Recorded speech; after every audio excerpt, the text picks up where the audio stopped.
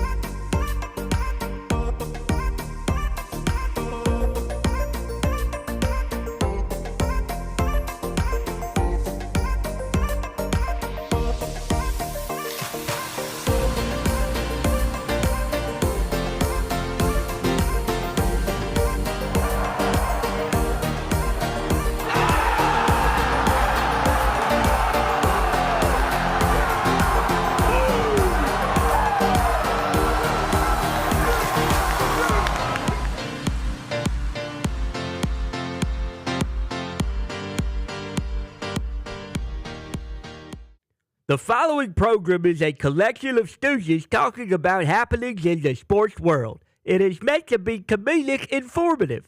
The opinions expressed on this show do not necessarily reflect the beliefs of their peers, their boss, or ESPN.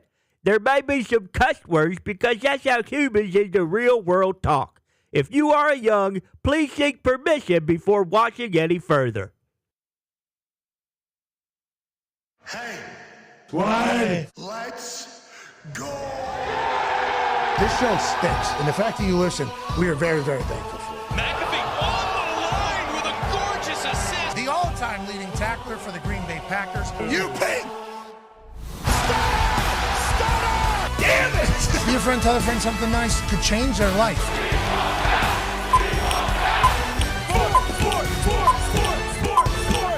Hello, beautiful people, and welcome to our humble abode, the Thunderdome. On this NFL Week 15 kickoff Thursday, December 11, 2025, this sports program begins now. Football is magical, and Week 15 of the NFL season kicks off this evening in the NFC South as two teams coming off what some people could call embarrassing losses. I'm not saying that because every team that's in the NFL is a good football team. That's right. The Bucs lose to the Saints last week. The Falcons lose to the Seattle Seahawks by how much? 37-9, and nobody was there. Jeez Louise. Kirk Cousins has Drake London at. Baker Mayfield has Mike Evans back. Bucs favored by 4.5 on Amazon Prime. Kirk Herbstreit, Al Michaels, Kaylee Hartung, Carissa Thompson, Gonzalez, Witt, Fit, Sherm, and I think that's pretty much it. the whole squad. You guys crush it. Can't wait to watch tonight. Week 15 of the NFL season kicks off in a beautiful way. There's a lot of people saying this game might be ass. This game might be shite. Kirk Cousins, Baker Mayfield on Thursday night. Let's assume something magical happens. And might I remind you, the last time Kirk Cousins played against the Bucs, balled out. 4 touchdowns or something like that. 0 interceptions. Went absolutely crazy. Is that going to happen tonight? Who knows? Is Baker Mayfield going to go crazy after a loss to the Saints? Potentially. Tonight we kick off Week 15. There is zero playoff clinch. There is 0 division clinches. There is 0 teams that have everything stamped in stone in what they will be doing going into the playoffs. So this weekend could be a special one, and there's a lot of big-time matchups. We're pumped that Week 15 is off and running. We're also very what would it be, like knowledge of a situation, very in the know, I guess, of what the hell's going on in Michigan right now. Yesterday was one of the most wild rides on the internet that I've had in sometimes around the sports world.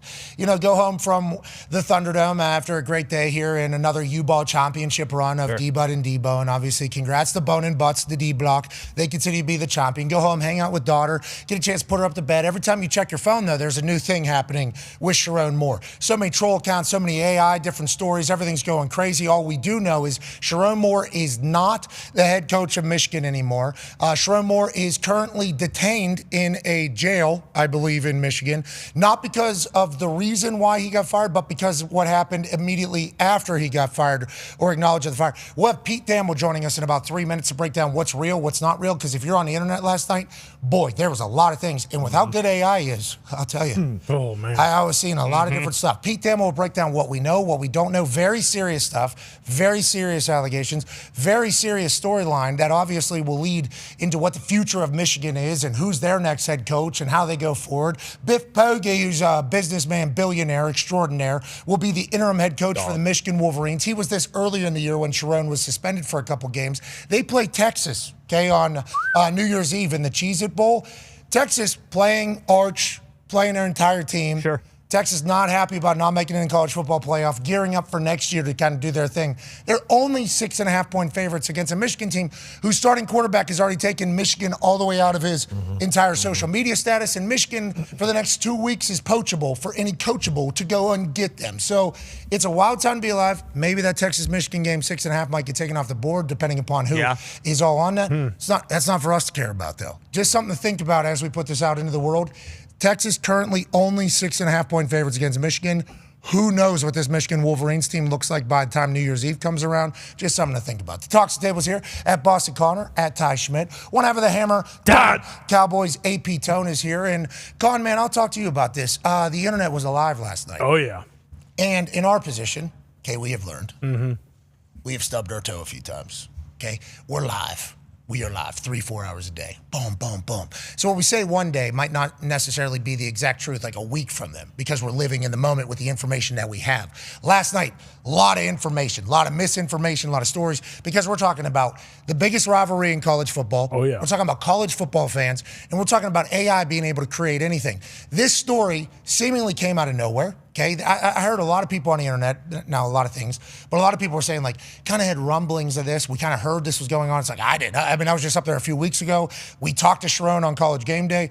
I talked to Coach Sharon Moore the day before to get a little info on his team. It's like, I didn't know any of this was happening, so I was kind of blindsided by it all, and then boom, he's in jail. It's like, what a whirlwind of a day for everybody. Family involved, obviously, other lives involved, very serious allegation. It's like last night was an insane night on the internet, and I think it showcased, I don't think it's a good, but college ball. Yes. Like Ohio State people, obviously. Burner accounts that have information that nobody else has somehow. And Michigan State people. Michigan State people getting it. I mean, last night was insane, and all we know is that Michigan's future is just one big question mark, I guess, at the head coach. And what yesterday was, I think, is kind of one big question mark for all of us as well. Yeah, yesterday's one of those when you're on the internet, you read everything, you react to nothing because you really just don't know what is going to be real, what is not going to be real. You don't want to get in a situation where you react to something that is just completely wrong or from one of those teams, one of those fans, rather, of a team that is rivals with Michigan. But I think because of what the last 3 weeks of college football has been, that also amplifies it. Like, it hasn't been as much college football playoff as much as it's been coaching going other places. Lane Kiffin, Sumrall, all these other spots that have been open. As well. But like Michigan, if you were to tell us, or if you were going to tell everybody 2 weeks ago, Michigan was going to be a job that was open, you would probably say Michigan is up there with the LSU. Like, LSU was kind of the open spot, and then after that, the tier was everything else. Michigan goes into that top tier. Okay, joining us now is a man who has all the information on what's real, what's not real. We appreciate him.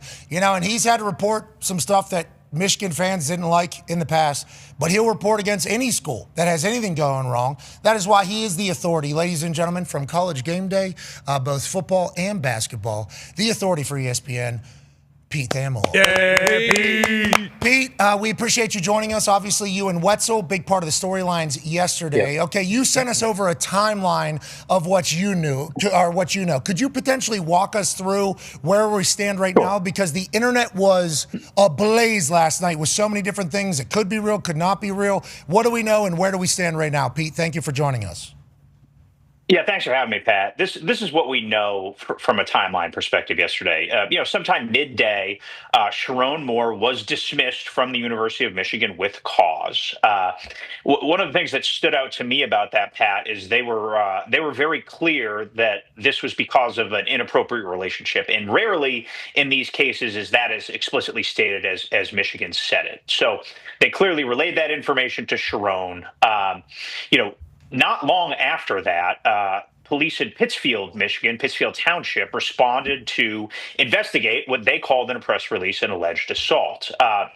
Not long after that, Michigan had a team meeting where the team was told of Sharon Moore's dismissal. This was obviously shocking to the team and staff. They did not know this was coming. Michigan announced things. I think it was 4:43 p.m. was the official time of Michigan announcing this. And then around 7:15 last night, the city of Saline, Michigan, announced that Moore had been detained, and they were working in partnership with Pittsfield Township. And then it emerged through court documents last night that Sharon Moore had been booked in Washtenaw County Jail.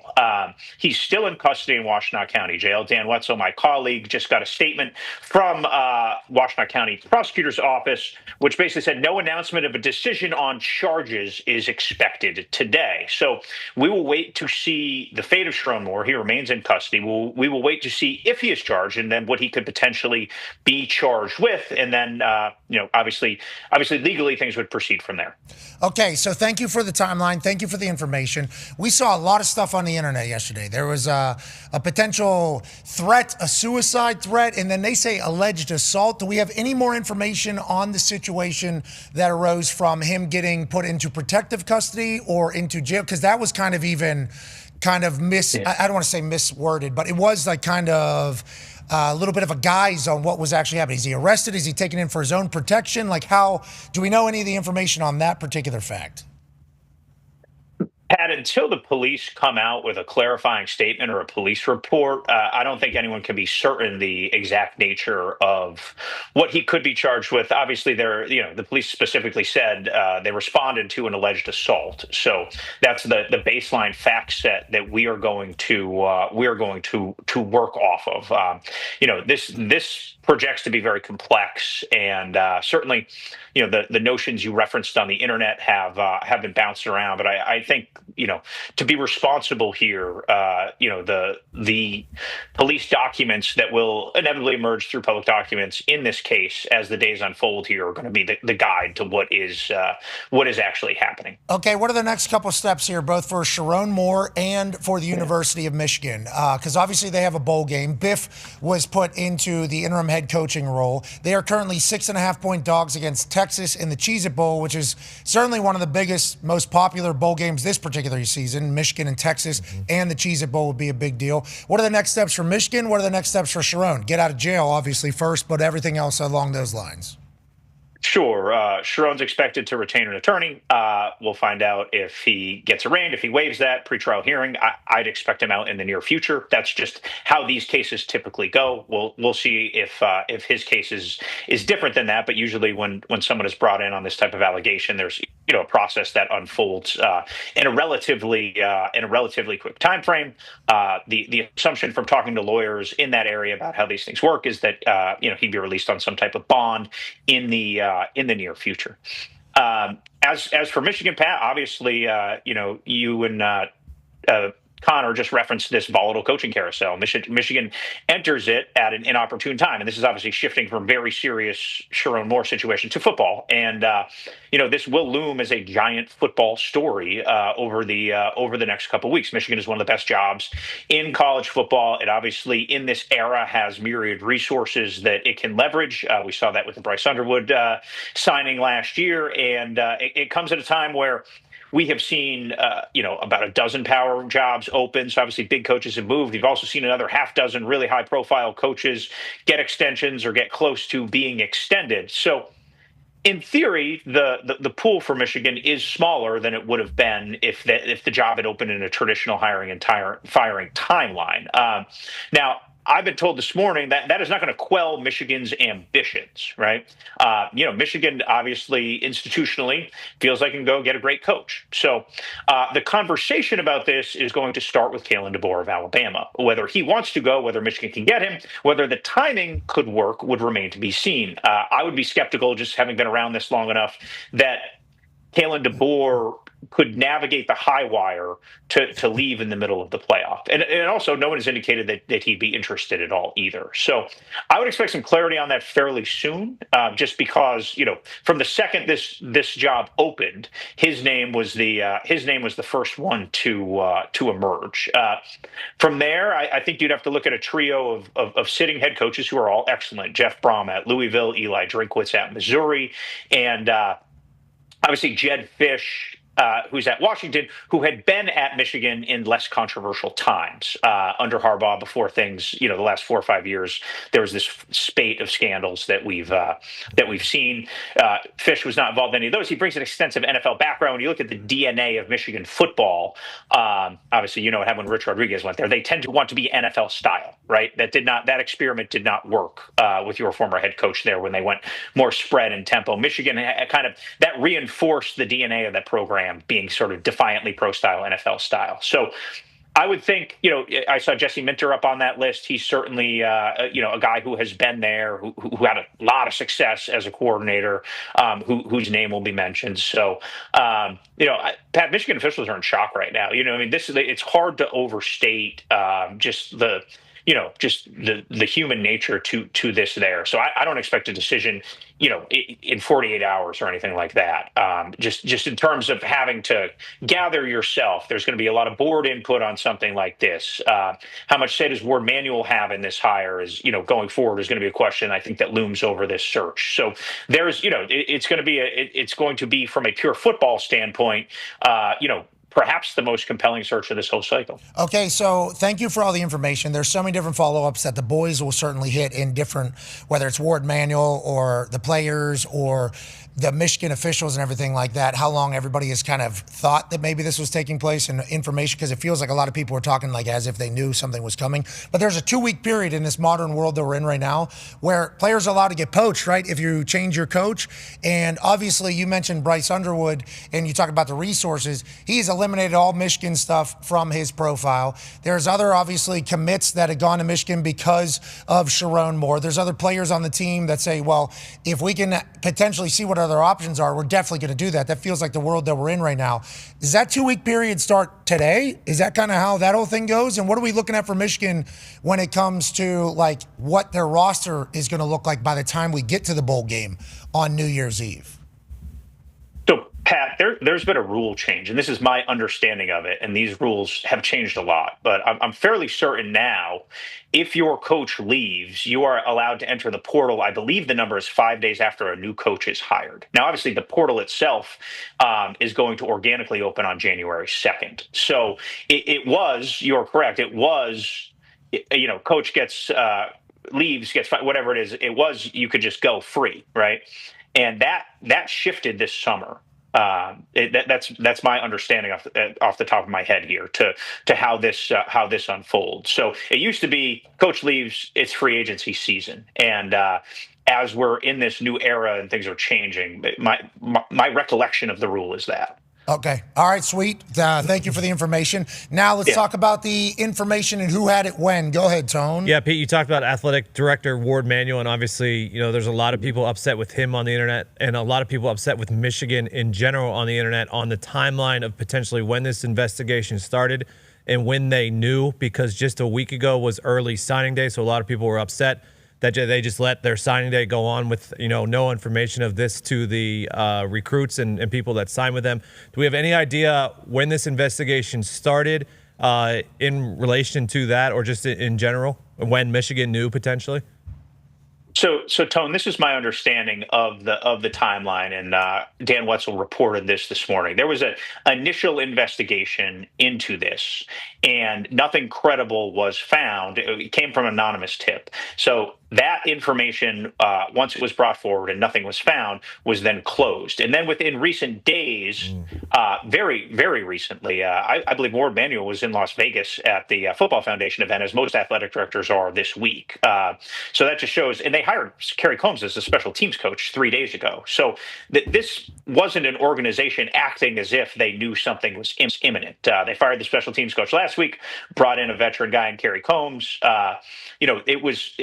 Business was operating as usual. Dan was told that within the past day or two, credible information emerged that was overwhelming in nature that changed the investigation and led to the decision yesterday. So over the last couple of days is really when the people that are in positions of power at Michigan found out about the credibility of these allegations that had come from an anonymous tip maybe months before. I would certainly say weeks, Pat. I would certainly say it was it was weeks. But then they did an investigation. They're what you're Correct. saying is they did an investigation into the anonymous tip and found there was nothing that would be deemed. Yes, the initial investigation did not find what this latest one did. Okay, and what the difference there was, we are not certain of yet. But it went from not enough to move forward to a definitive decision with a very public declaration of what led them to their decision. Obviously, Sherrone Moore would have been owed $12.5 million if he had been fired for just simply losing games. Instead, he was fired for cause, so the school doesn't plan to pay him anything. It's fascinating because, the world we live in is obviously one that has a very active internet. Mm-hmm. And then there's a lot of tweets coming that saw this coming from trolls and burners. And it's like, well, if these burners knew it, who's running these burners? Who's talking to the burners? And then it's easy to kind of just say, well, everybody, if these people do, then everybody must know. What you're saying is there was a knowledge of a situation, an investigation took place. It was cleared from their investigation. And then within the last 48 hours, more stuff coming. It's like, whoa, this is very much something that needs to kind of get settled. I guess that is I guess if you're Michigan, that would be the best possible outcome, is that we did our investigation and we didn't find anything. We didn't just let this continue to happen under our watch, which was certainly what was being talked about. Once again, we're in the middle of the fire right now. We will only learn more as it continues to go. As it continues to go will be the coaching conversation. You alluded to it a little bit before. Connor has a follow-up. Yeah, Pete, looking at the coaching situation, Michigan is one of the top jobs in the country. It's hard to argue that in general. But do you expect any of the coaches who are now moving, whether it be Summerall or any of those other guys going up maybe a step to maybe get poached? Do you expect any of the names that were allegedly floating around Penn State to maybe then float to Michigan? Yeah, Matt Campbell, but him being more so one of the names that might get poached. And then, guys like Marcus Freeman, guys like, Braum, I believe was the guy. Lane, would he even be possible? Dan Lanning, would he be one that could get poached to Michigan? And then any of the NFL guys, are there any guys that you could see maybe? John Harbaugh has been talked about getting fired from the Ravens for the past 4 or 5 weeks. Would he be a guy that maybe says, you know what, my time in Baltimore has kind of come to the end. Maybe I go to Michigan now. Is everything on the table? Do they have Mike Tomlin? Is there a specific thing that they're looking for? What would you expect their cycle to look like over these next few weeks? And is it like the Penn State one where everybody is going to get an opportunity? Is that how you kind of view this end up going? Yeah, so I'll answer the first part of the question. I don't think anyone that just moved would be a viable candidate. That's just very, very hard to do. A coach that just got extended could end up being a viable candidate. I didn't mention Clark Lee last time. Clark Lee, from a fit perspective, from how Michigan views itself, would be a wonderful fit at Michigan. He's obviously been at Notre Dame, has deep ties to the upper Midwest, that would make that type of move where someone who has signed an extension could still maybe then go is more viable than a guy like Summerall or Campbell. Now, if this job opened 3 weeks ago, I would think Matt Campbell would have been the top candidate. He'd been at Toledo, which is right down the road from Ann Arbor. He is of the Midwest. That had always been sort of one of the jobs that people had pegged him for. It just had never opened, in a timeline where he could have gotten it. But he is not going to walk out of Penn State to go there. That's just not reality, or based in anything. As for NFL stuff, that's not my world as much as it is Adams and some other people. But what it surprised me, the one fortunate part of the timing here is if you're trying to hire a NFL coach, Pat, in like mid-November, that's hard, right? You can't even see the end of the season. Now that we're sitting here in mid-December, and the franchises that are struggling, it would be more. It'd be less off-putting to leave if you're out of the playoff and you can kind of exit, a little more gracefully. Just that, when does the NFL regular season end? It's like the second week in January, correct? Yeah, coming up soon. Right. Yeah. Right around that. So it's always been, as the calendars have changed, it's just always been hard to sync up an NFL like sitting type head coach to college sitting type head coach. Maybe that's one, dollop of serendipity in the timing here is that could be a little bit more tenable than it might have been in November. You might have hit maybe 10 to 12 of them today. Tenable is just your most recent one, but you've really been serendipitous. Dollop of serendipity. Yeah, there is. You're really on it today. This is Big Pete Thamel Day. Obviously, we appreciate you joining us as the information continues to roll in. Go ahead, Ty. Pete, you mentioned Kalen DeBoer kind of being the guy who they're potentially going to go after. This is all hypothetical, obviously, but if Alabama were to lose in the first round next week, and then he turns around and let's say he does go to Michigan, and they have that 5 days where guys can enter the portal, is there a chance that could Michigan pull out of the Cheez-It Bowl? Is that in play at all? If there is a mass exodus of players, and is there a chance that we don't get that Michigan-Texas game, or at this point is that off the table? Excellent question. Not one I've put a ton of thought to, Ty, to be honest with you. If you look at Iowa State and K-State not playing in their bowls, there's a $500,000 fine. This game's obviously going to be a ratings monster, so the Big Ten is going to be incentivized to want to participate in it. Now, if the roster isn't available to play, that would certainly be a different conversation. I think it's so early. We're not even 24 hours from this happening. It's difficult to project. But New Year's Eve is you talk about serendipitous timing, right? That's fascinating with the portal opening essentially 48 hours later. Look, with these big brand programs, you're high-end NFL guys aren't going to play in the bowl anyway, right? That's just the way of the world from Christian McCaffrey now. It went from an anomaly to just the expectation. So I think, Ty, it's just too early for me to have any kind of feel on that. But I have not heard anything that indicates the roster is shaken to a point where they wouldn't play in the bowl. We appreciate you, Pete. We'll continue to follow you on X. You and Wetzel have done a great job through this all. Thank you for keeping us what's real and what isn't. We very much appreciate that. And if we see any good memes or things, we'll send them to you to look into. Yep. Love the memes. Thank you, Pat. You're the man. Hey, they're calling you Buckeye Pete again. Look out. Buckeye Pete again. You're the man, lazy. Yeah. Oh, geez. Oh, geez. Oh, geez. Of course they are. Listen, I'm just trying to do my job. It's not my fault. They're always in the middle of it. They're always in the middle of They are, quagmire. really. They're right in the middle of it. This came out. See, that's why I was so confused, because I feel like we are, somewhat plugged in the college world now, because I get a chance to meet these people and travel. And there was a lot of people on the internet that were like, this was known, this was known, this was known. It's a different section of the internet. I didn't know any of this. Legit. Talking to Sharon, I was happy for him. Now you lose to Ohio State, you don't make the playoffs. They just paid $16 million to a quarterback for you. The natural college football fan objective is if he beats Ohio State, is all this, Yeah, if they get into the playoff. It's crazy to even think that. Maybe just another 3-game suspension instead of. That's what I'm saying. It is.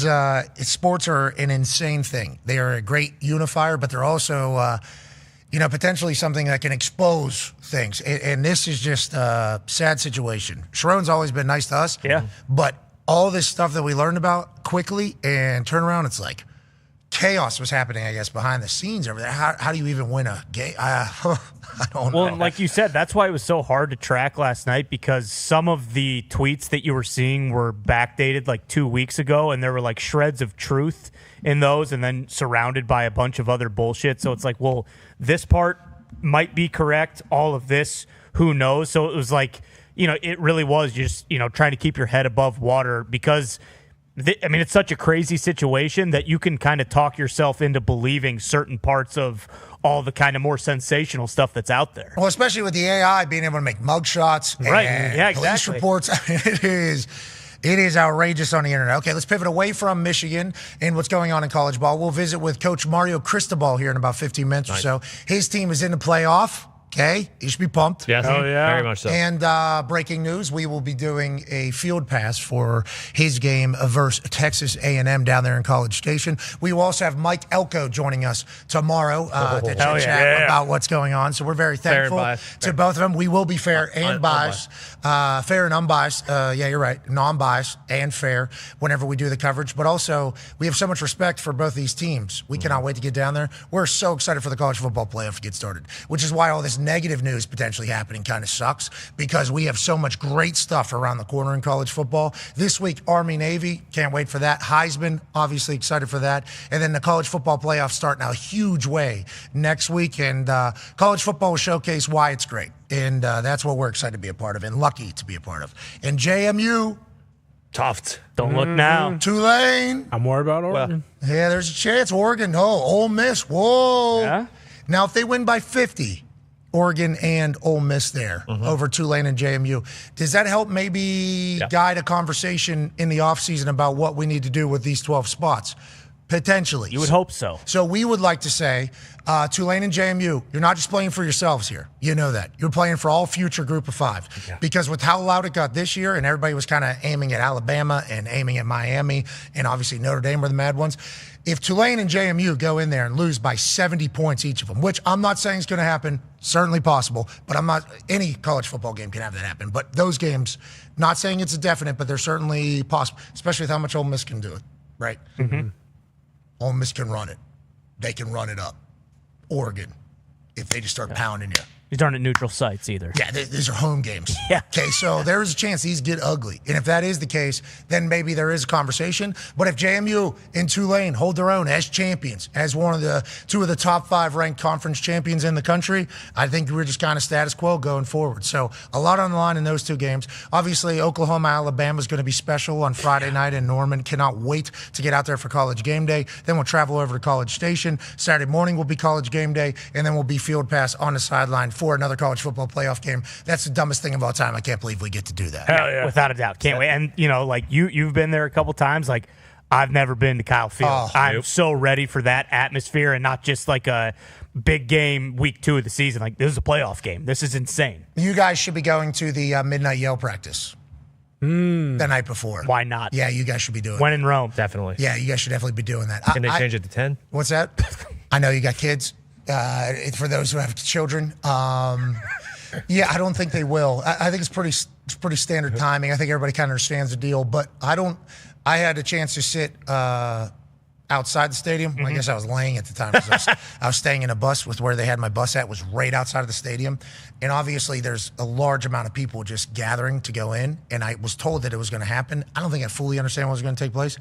They are. I mean, they Very are yelling. loud. They are yelling. I mean, it is that is a midnight yell. It's a special atmosphere. It is a beautiful place down there. I think you guys are going to love it, and it gives us an excuse to dress like cowboys. Bingo. Yeah, I mean, we're talking maybe spurs on these boots. When we're Trying to walking. get there early Friday, hit up every cowboy hat store down there. Where was the place? We went to a spot down there. I forget what it was. They got me finest of hat, and I got some Lucchese boots. Perfect. By the way, spectacular. It's not the Stockyards. Remember where we were first round last That's year? Fort Worth. Fort Worth, yep. Remember last year where we were first round? Where at? Ohio State. Oh yeah, a little chilly. 70 and sunny in College Station. Oh! Wow. That was a treat. I was expecting it to be a little chilly, but that's awesome. As of right now. So we can do the full Cowboys Spurs. Exactly. We can do the whole thing potentially. Yeah. Because we're going to be able to. We might be sweating. What if Yeah, we did there's it? hopefully. What if we did it on horses, on horseback, the entire game? Something to think about. Dump that. Or anybody else do that. Or instead of if we can't get the horses, just for safety reasons, we go toy horses, just the horse head. Oh, I saw another group of white people doing that on the internet. Tyler? Oh, nice. The World Championship? Not Tyler. Yeah, who won? I saw a group of white people just doing this thing here where they're they're those riding people. a horse. The hobby horse. Yeah, the hobby horse. There it is. Yeah, is that what it's called? I believe so. They're talented. They are not. Somebody needs to tell them, hey, anybody can do what you're doing. Okay, this isn't a thing. But I do appreciate that you're out there and you're active. But that is the whitest thing I think I've ever seen. Without question. That's the most Caucasian thing that has ever hit the internet. Okay, so I thought you were talking about the humans that actually gallop like a horse. That's sorry. That's up there. That's the most Caucasian. yeah. So let me do that thing.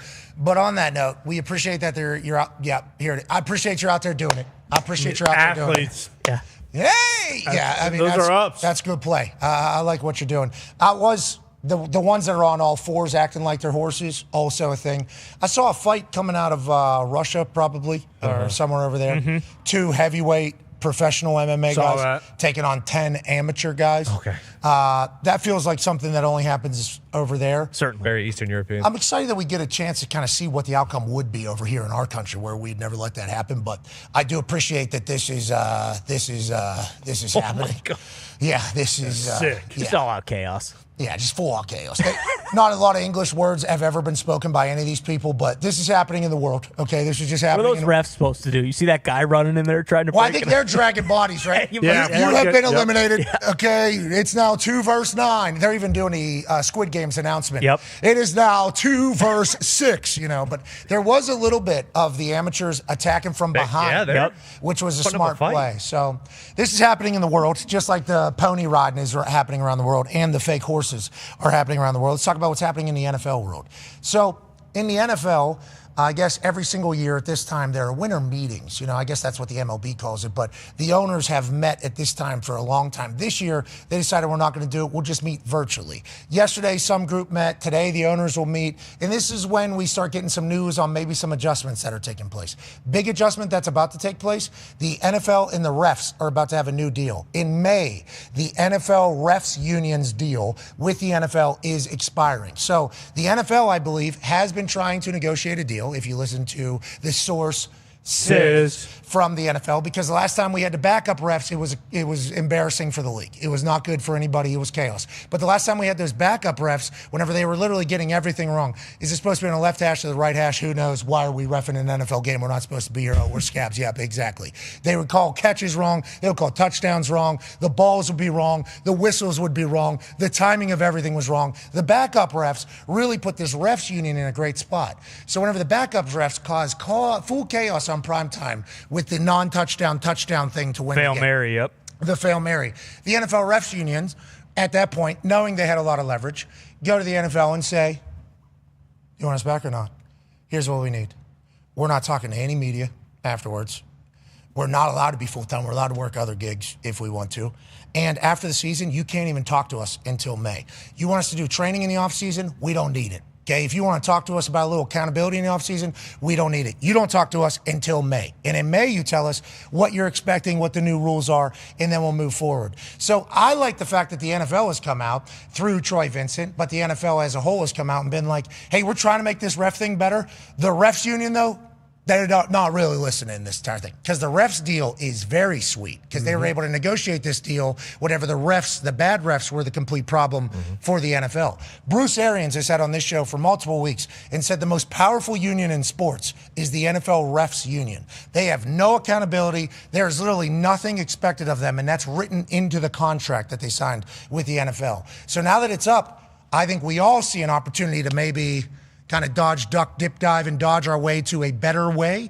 Because if you're going to be perfect as officials and not cause jobs to be lost or teams to lose games, then I think just expecting not to be talked to for 5-6 months in the offseason and not having to be full-time and not having to be work and not having to answer any questions, I think we would all be okay with it. But if you continue to just get very easy things wrong, ruin games, ruin careers, get people fired and stuff like that, there should be a little bit of an adjustment on getting better. And also, can we kickstart the player entire pipeline into becoming officials, just like they have the broadcast boot camp, the business boot camp. There's all these other boot camps that the NFLPA and the NFL put together. Why can we not put an officiating one in there? I'm sure there's enough refs out there that would like to commit full time to their gig, but also train and get better at their job while also understanding that you're part of the biggest league in the world. So if you mess something up, you might have to answer it. So we all want this to happen, but from what I've been told is the refs union, very strong. And I think it's going to be a very difficult thing to get that deal done with the NFL unless the refs want to.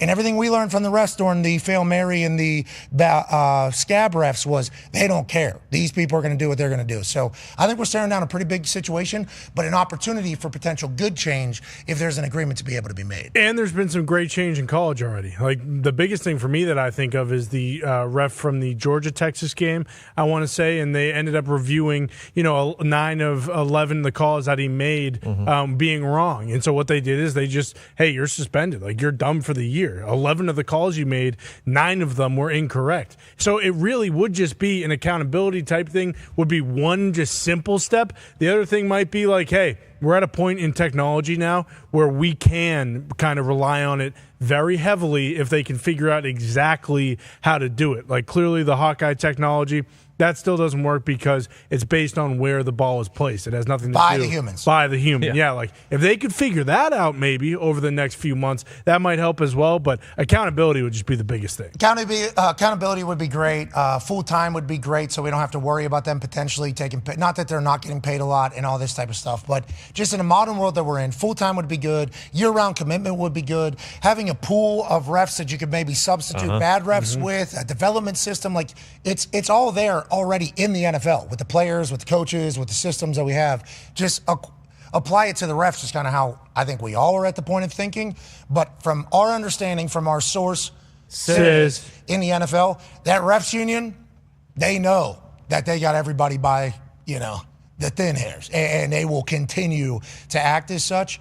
So we got a few months until they got to renegotiate a deal, but let's hope it's for the better as opposed to the worse of ball like it was the last time this deal was up. Yeah, without a doubt. I mean, like that, the pipeline is the way to do it because it seems like for the most part, we don't see very many new refs coming to the NFL. Like every once in a while, you'll see a guy who you haven't recognized before, but these guys stay in there for the longest time. And if they do have that kind of power, like this is a side gig for them. Why would you ever want, you know what I mean? Like but that's the simplest way to do it is let's get a pipeline of a bunch of people in there. So that way, if guys aren't any good, we have people who are ready and waiting. And train them. Exactly. Watch film. You're required to watch film. You're required to train. You're required to attend this. Maybe, guess what? Maybe you guys even go do trust falls together at some that'd be cool. retreat, some getaway. I think the NFL should have its own team. Or the refs should have their own team and should be treated that way. Have your own facility, do the whole thing, because we're at the point where it matters the most. Hopefully they're able to get that done. That's coming out of this winter Zoom call meetings amongst the owners. Also, big deal, as Roger Goodell alluded to us the day after the draft in Green Bay, and I think the year before we talked to him about it in Detroit, the NFL will get rid of 2 minutes per pick in the first round, from 10 minutes to 8 minutes for the selection process. And we appreciate the hell out of the NFL doing this. As people that host a draft spectacular every single year is one of our biggest shows. Us being able to be on site has been absolutely absurd. We're so thankful for it. It becomes a very long night, a very drawn out night. And some of these picks, they're drawing them out just strictly so they can maybe get a call to get traded for. So you have to wait the entire 9 minutes and 59 seconds just to see if you could potentially leave. Now they're shortening that to at least an 8-minute wait for the teams that don't want to make a pick to get traded. That's good news, and it's not going to cut this thing off completely. They're projecting maybe 30 minutes will be less, which will be great on draft night. Big 30 minutes. Yeah, because it seems like like you mentioned, like most of it, a lot of times it's just ceremony. Like teams know, because like how many times last year did we see the pick is in and then it still uses the full 10 minutes of the clock? Like it's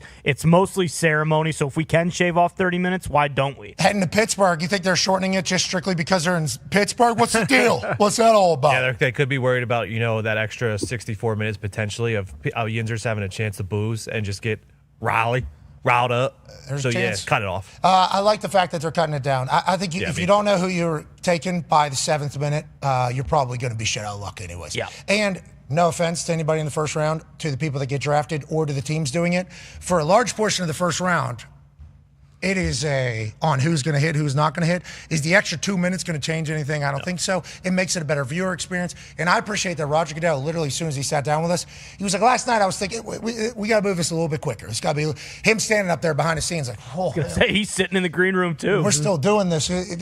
And then he starts looking into war rooms. What's taking you guys so long? Well, we're waiting to see if I'm done with this. And then him actually driving this initiative, we appreciate for the good of entertainment, for the good of draft, which will be in Pittsburgh. And last conversation that was happening out of the meetings, the NFL has announced that they will be putting $30 to $32 million into a professional flag football league. 6 men's teams, 6 women's teams is kind of how it's kind of being projected right now from our source at the NFL. I followed up and asked, are we also investing in college flag football and high school flag football? I got a chance to be a part of a Super Bowl commercial last year that was basically pushing to get high school girls flag football sanctioned in all 50 states. It's been sanctioned in 38 of them. So flag football is becoming a very real high school sport, which will hopefully lead to more opportunities in college. And then now they want professional opportunities as well. Who knows when this will run? I assume in the summer, right, Con Man? We're assuming what this will be? Yeah, that's my assumption. Probably after the season. You wonder if in March when they're going to do the Saudi Arabia thing that might even be kind of like a, hey, this is what it might look like with all the NFL guys, Brady and all of them. So that's Fanatics, right? That's not the NFL. I thought NFL was still a part of it because they're NFL players doing it, and maybe that isn't a part of it. And Fanatics makes deals with the players that are there already, and they already have deals with them. I think it's a Fanatics Tom Brady thing, I from my understanding. Don't know if the NFL is doing this. What I'm saying is I don't know if the NFL is a part of that at all. But to your point about that becoming a thing, flag football becoming very, very real in our world, I think that's a good thing, not a bad thing to have more ball. The NFL investing in a professional league, good, as long as it's not during actual football season. Yeah. That's how we all feel. And I think they're smart enough to know we don't need to double dip here, because if that's the case, guess what? People are going to watch tackle football as opposed to flag football. So right now the calendar, it owns it till February through the Super Bowl, and then you have the draft, and then you have free agency. So maybe if it started literally right after free agency, that just keeps football going. Yeah, so then we have it all throughout the offseason. And if the NFL is putting $32 million into it, we assume they're going to want it to succeed, so they're probably going to put some juice behind it whenever it comes to press and everything like that. So hopefully it'll become a part of our zeitgeist, because more opportunities to play ball is good. 6 professional women's teams, 6 professional men's teams. More ball is good for all of us. Speaking of more ball, there was a team down in Miami that was wondering if their more ball was going to be college football playoff ball. They were on the outside looking in for a long time. They were ranked lower than Notre Dame for a long time. That's right. How's that work? We just beat Notre Dame. Yeah, but you're 18th, actually. Notre Dame's 10th, so you got no shot at this thing. And then all they kept doing was just stacking dubs, stacking dubs, stacking dubs, stacking dubs. Then there's all of a sudden a cluster in a bubble.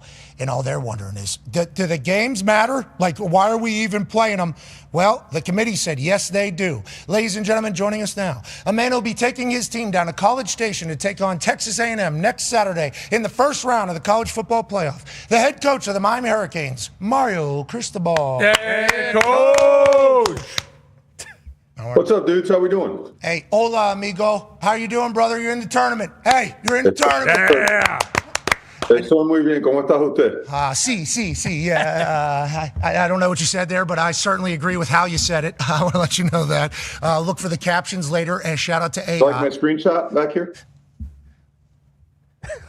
Listen, you're going to get me in some shit with some people, because I'm calling this game. It was either that picture or the one of you in the Speedo, airborne. Yeah, beginning of season. Hey, end of season, I'm a little bit more. If I would have had this body, you saw it, and single leg too. I would. Yeah, okay, all right. Let's move along. We appreciate your hospitality earlier in the year. We appreciate you being a friend of the program, and we also appreciate the fact that your team just kept battling, even though each Tuesday night they learned that they were potentially going to get screwed whenever it all came to kind of make the final decision. What was your messaging to the team all year? It was basically like, hey, we still got a shot. We should have a shot. How did you handle that with the locker room whenever it was kind of a question mark on whether or not you'd have college football playoff ball? Sure. I mean, it was always about if you take care of your business, it's going to take care of itself. And obviously the big one was after the SMU loss, right? That's when things were we put it in not entirely in our control, but we could work ourselves back to having it in our control. And we did it, man. We had a team meeting where they didn't have to speak, just kind of let the reel of film play with us in our first 5 games and how well we were playing and how the plays we were making. And after sitting there in silence and watching it for 10 minutes, we just woke up and realized who the hell we are. and played some unbelievable football down the stretch. Tony is obviously spectacular. You have weapons all over the place. The defense has got dogs. It feels like college football playoff football, though. Quarterback's got to be able to play. Carson Beck, been there, done that. Good news. How do you feel with Carson? And, obviously, whenever we talked to you before, it was a little different time of the Carson Beck Miami Hurricane experience versus now. What are your thoughts on him as your leader going into the big dance?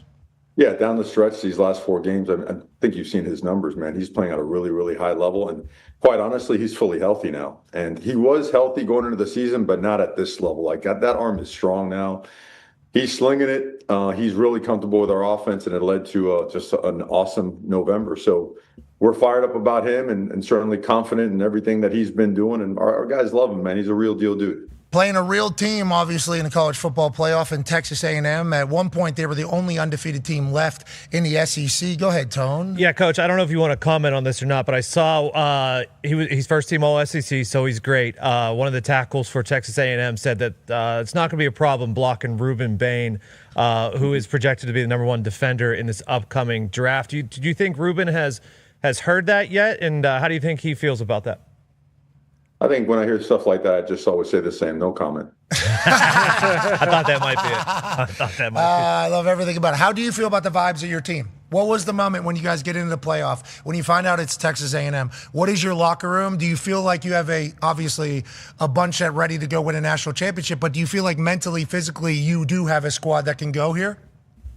I mean, you've been around our guys. You've been around our building. I mean, the people here, it's been a long time since Miami has been in a situation where December they're in the conversation and they're really relevant. So around here, it's all about the work, man. I mean, everything down here was built with the work done on a Green Tree practice field. And the guys that have been through here and what they've emphasized. And that right now, that vibe, the vibe of grinding and getting after it, it's stronger than it's ever been. So it's really that simple, making sure that we focus on us and doing all the things necessary to play winning football. Vince Wilfork was on yesterday, and we took a trip down memory lane with Miami. He's BCS national champion. I think he can give you a snap, too. I don't know if he has any eligibility left. Maybe we can ask the NCAA before next week. Man.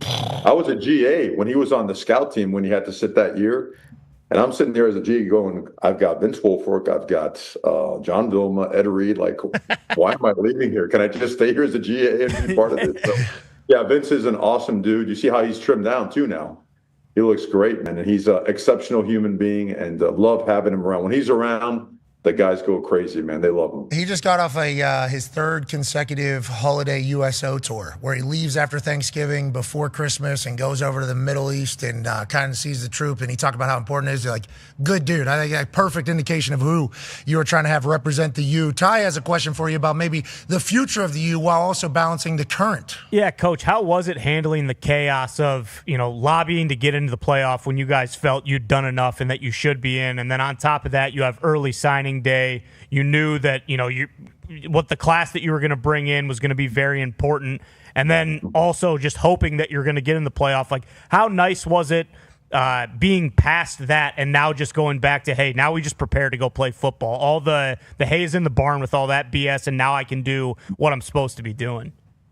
Well, it's the life of a college football coach nowadays, right? You're on 24/7, cancel Christmas and go do your job, right? So, I mean, for us, it was, and credit to the guy who runs sports information for us, Cam Gorby, because we never felt like we had a lobby. We felt like we just weren't going to let the facts be, I don't know, almost just covered up and pushed to the side for other narratives. I mean, at the end of the day, we were a head-to-head winner of a primetime game, and we stacked, 10 wins and playing our best football. And I felt like people were posturing to try to, I don't know, just supersede that, and we're going to let it happen. And when you couple that with the fact that signing day was going on around the same time, and we signed a trench-heavy class with the number 1 player in the country, an absolute creature, which I think you guys are going to love. I think you had him on your show. I hope you have him on your show. And Jackson Cantwell just got named the Gatorade Player of the Year, the National Player of the Year. We signed our best and deepest class. So the future here and the fact that this facility they're building in Pat, you'll have your own little section in the weight room, have all your hammer strength machines, all that stuff. Thank you. Everything, the trajectory is going like this. And we have humble, hardworking people that, just a bunch of nobodies, man, that work their butts off. And are looking forward to just getting better. Got a bunch of nobodies whose names are about to be in the lights, especially if you get a college football playoff run in front of the world to see. A guy who's been a believer ever since he was a little baby boy in North Left Canada. Gumpy has a question for you, Coach. Yeah, Coach, glad you guys could make it into the playoff. How nice is it to have a guy like Tony where you can just run any play? The guy can sling it. The guy can run it. His routes are absurd. He's so fun to watch, man. Yeah, if you get a chance, just on his high school highlight tape, it is absolutely insane. I mean, he's, again, a team that lost its quarterback in high school during, a run at the playoffs. He goes in there at quarterback and just takes them all the way through it in the state title game. I believe at one point he was like 15 of 15 with a couple of touchdowns. He, special dude, special attitude, ridiculous energy on a daily basis. You're not going to outwork the guy. He's going to be here at 5:30 in the morning catching, balls in the jugs machine. And he's a wide receiver that actually takes time to spend quality time with the O-line coach in the morning. Tells you a lot about like his level of just care, his level of investment. He's exactly what you would drop a football player to be like. And he's true freshman, right? Yep. True freshman. And actually an early enrollee. He should be in high school this year. Well, West Virginia's got their eyes on him, Coach. West Virginia, one of West Virginia's donors, watched some high school film of him, saw him throw it a little bit just there. We got some donors in Miami too, buddy. The buildings here are a lot taller than over there. You talked about that Cam guy. What a weapon, man. You guys do have a special alignment. And obviously Cam is a part of the sports. President, AD, you, all the sports. It feels like a special time to be down there in Coral Gables. Congratulations on getting into the tournament. We can't wait to watch your team play. Appreciate you, man. Thanks for having me on. And go Canes. Hey, we'll be on that sideline, okay? So there might come a time where you're paying attention like this, and guess who's coming? I'll tell you. Ooh, single leg takedown from the side. McAfee, just know it's coming. You better gain some weight and buckle your ass up. I only got a week and a half, ladies and gentlemen. I don't play in the lightweight division, buddy. But okay, all right. I got a week and a half. Don't you worry, I'm beating everything, ladies and gentlemen. It's Mario Cristobal. There it goes. He's the best. He is the best. That game's gonna be awesome. That Cam guy, he's special. I mean, every team wishes they had a guy like, obviously Mario. Energy. Well. I mean, the Cam guy though loves the U. The guy who is the SID and a communications guy, like all those jobs for Miami, is down for the cause. I mean, he will literally in front of. You need a linen suit? I'll get you a linen suit. Boom. Speedo, I can find you one of those. We definitely have one of those for sure. We can do that, no problem. And then if something was to happen to that U, he would literally, in front of it. I got you, Coach. Don't worry about it. He is special. They all are down. The president too used to run a fund, like a multi-billion-dollar fund, and now he becomes, the leader of Miami. And he's like, what does everybody need right now? They need money. Oh, I know, all the rich people. Yeah. And they love being in Miami. We can give them a little, right? Yeah, no problem. New building here, new stadium here, new locker room. They do need the stadium, though. Yes. Big time. There's not enough space, though. There's not a lot of, especially down in this Miami, Coral Gables area, there's a lot on top of everything. The stadium being so far is really the only downfall. But other than that, special community down there. That was a special place. Felt like it was a resort. You were on a university that was a resort down there. Yeah, because it's not like they're lacking for fans. Like, they have a ton of fans. But, like, you look at some of the games and, like, in the fourth quarters, it's like, hey, it's going to take us an hour to get back to campus. It's pretty empty or whatever. But other than that, it's an absolute perfect football program. I picked against Miami a couple times this year, and I get a text from Cristobal every time. It's just like, what are you doing, dude? What do you think this is? He was like, we are a team that you like. Remember? All we care about is work. That this is a team that you like. And it's like, I forget about that because I think about Miami. And I think Coral. Glitz and the glamour. Yeah, I forget that literally Cristobal's entire messaging is like, we got to work. That the only thing that matters is how hard we work. And Tony, being 5:30 a.m. guy, as a true freshman and wide receiver, that's a huge ordeal for the entire culture. Yeah, especially going forward. But I think that's kind of the biggest thing about these teams that are left in the college football playoff is they're all teams that are obsessed with work. Like you talk about Miami, Texas A&M, who they're playing. Elko's come on here. All he talks about is work. Dan Lanning in Oregon. I mean, the memes of him yesterday were incredible. Bama, Oklahoma, Ole Miss, Golding with what he's said. And that's not even including the teams in the bye. Obviously, Joey McGuire, Sig, Kirby Smart, and Ryan Day. That's all they preach. outreach. So I think it is sweet seeing that resurgence, and it's going to definitely bleed into the NFL if it hasn't already, and making that game even better, too. Okay, let's talk about the NFL a little bit. Former national champion, now Cincinnati Bengal quarterback, Joey Burrow had a press conference that has the whole world talking. Is he all right? No. Is Joey Burrow all right? You tell us. Change the way that you view the game.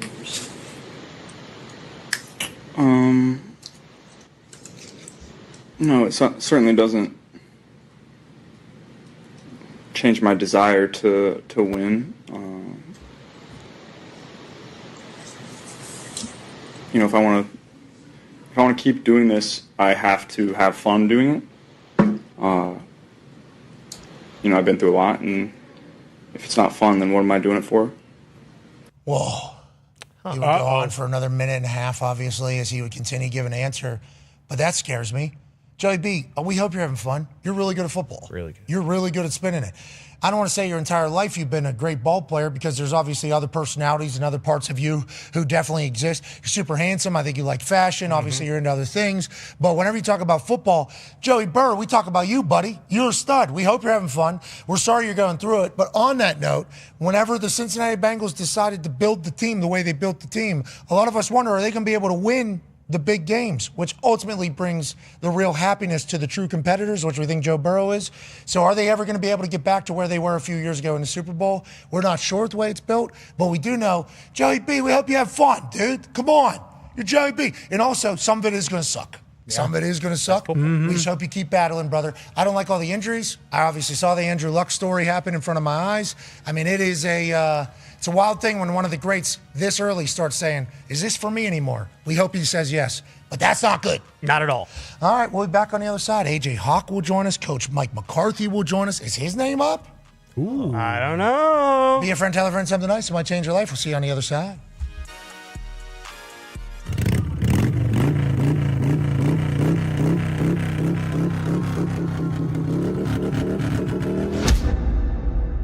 All the way here, Eugene smoking on some new green, changing up routine, gratitude, truly.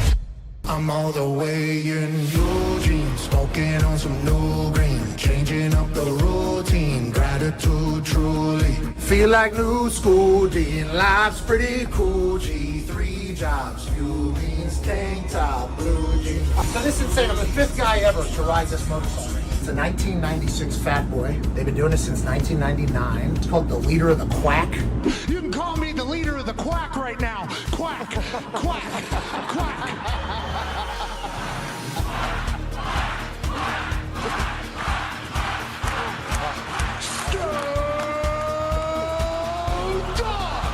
Guy currently, his name is Matt. He's a dog. He's wearing a different jacket today, and he told me to wear the one he's wearing.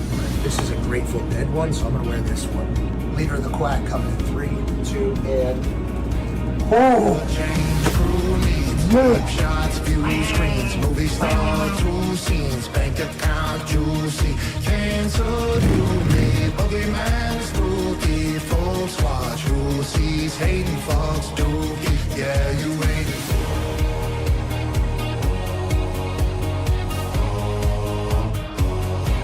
Yeah, you waiting for Dookie. Yeah, you waiting for Dookie.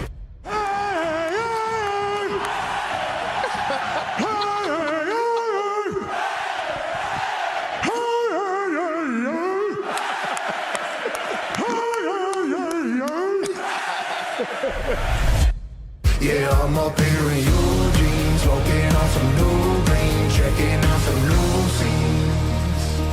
And you waiting for. Were you the one that I beat the hell out of tic-tac-toe and Rochambeau? I just beat him at tic-tac-toe. Hook, line, and sinker. You're the worst tic-tac-toe player of all time.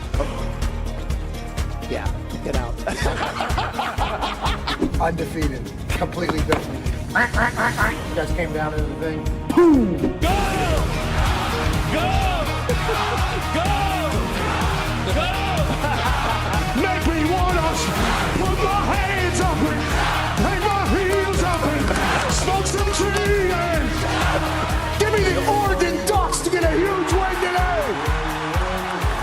A little bit something now, a little bit something. softer now, a little bit softer now, a little bit softer now, a little bit softer now, a little bit softer now, a little bit louder now, a little bit louder now, a little bit louder.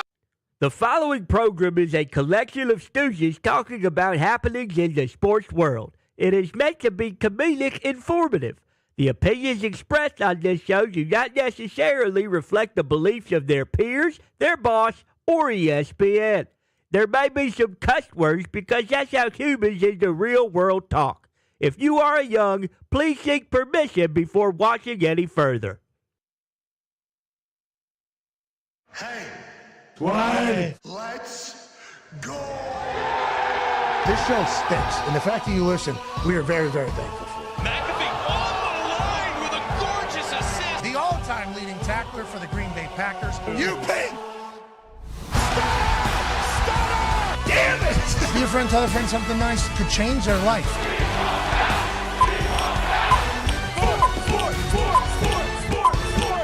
Hello, beautiful people, and welcome back to our humble abode, the Thunderdome. On this NFL Week 15 kickoff Thursday, December 11th, 2025, hour 2 of the program begins now. Football is magical tonight. The NFC South will be in prime time on Amazon Prime as the Falcons take on the Buccaneers. Kirk Cousins takes on Tampa Bay. And what does he do last time he took on Tampa Bay? Well, he shredded them. He went absolutely apeshit. Will he be able to do that this week as Drake London's out, with Mike Evans returning for Baker Mayfield and a Tampa Bay Buccaneers team who's fresh off a loss to who?